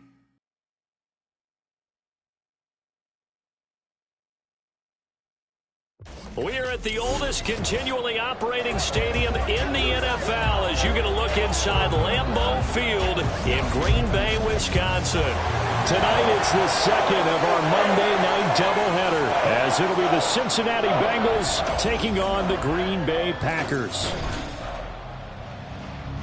With Charles Davis, as always, I'm Brandon Gaudin. Charles, you talk about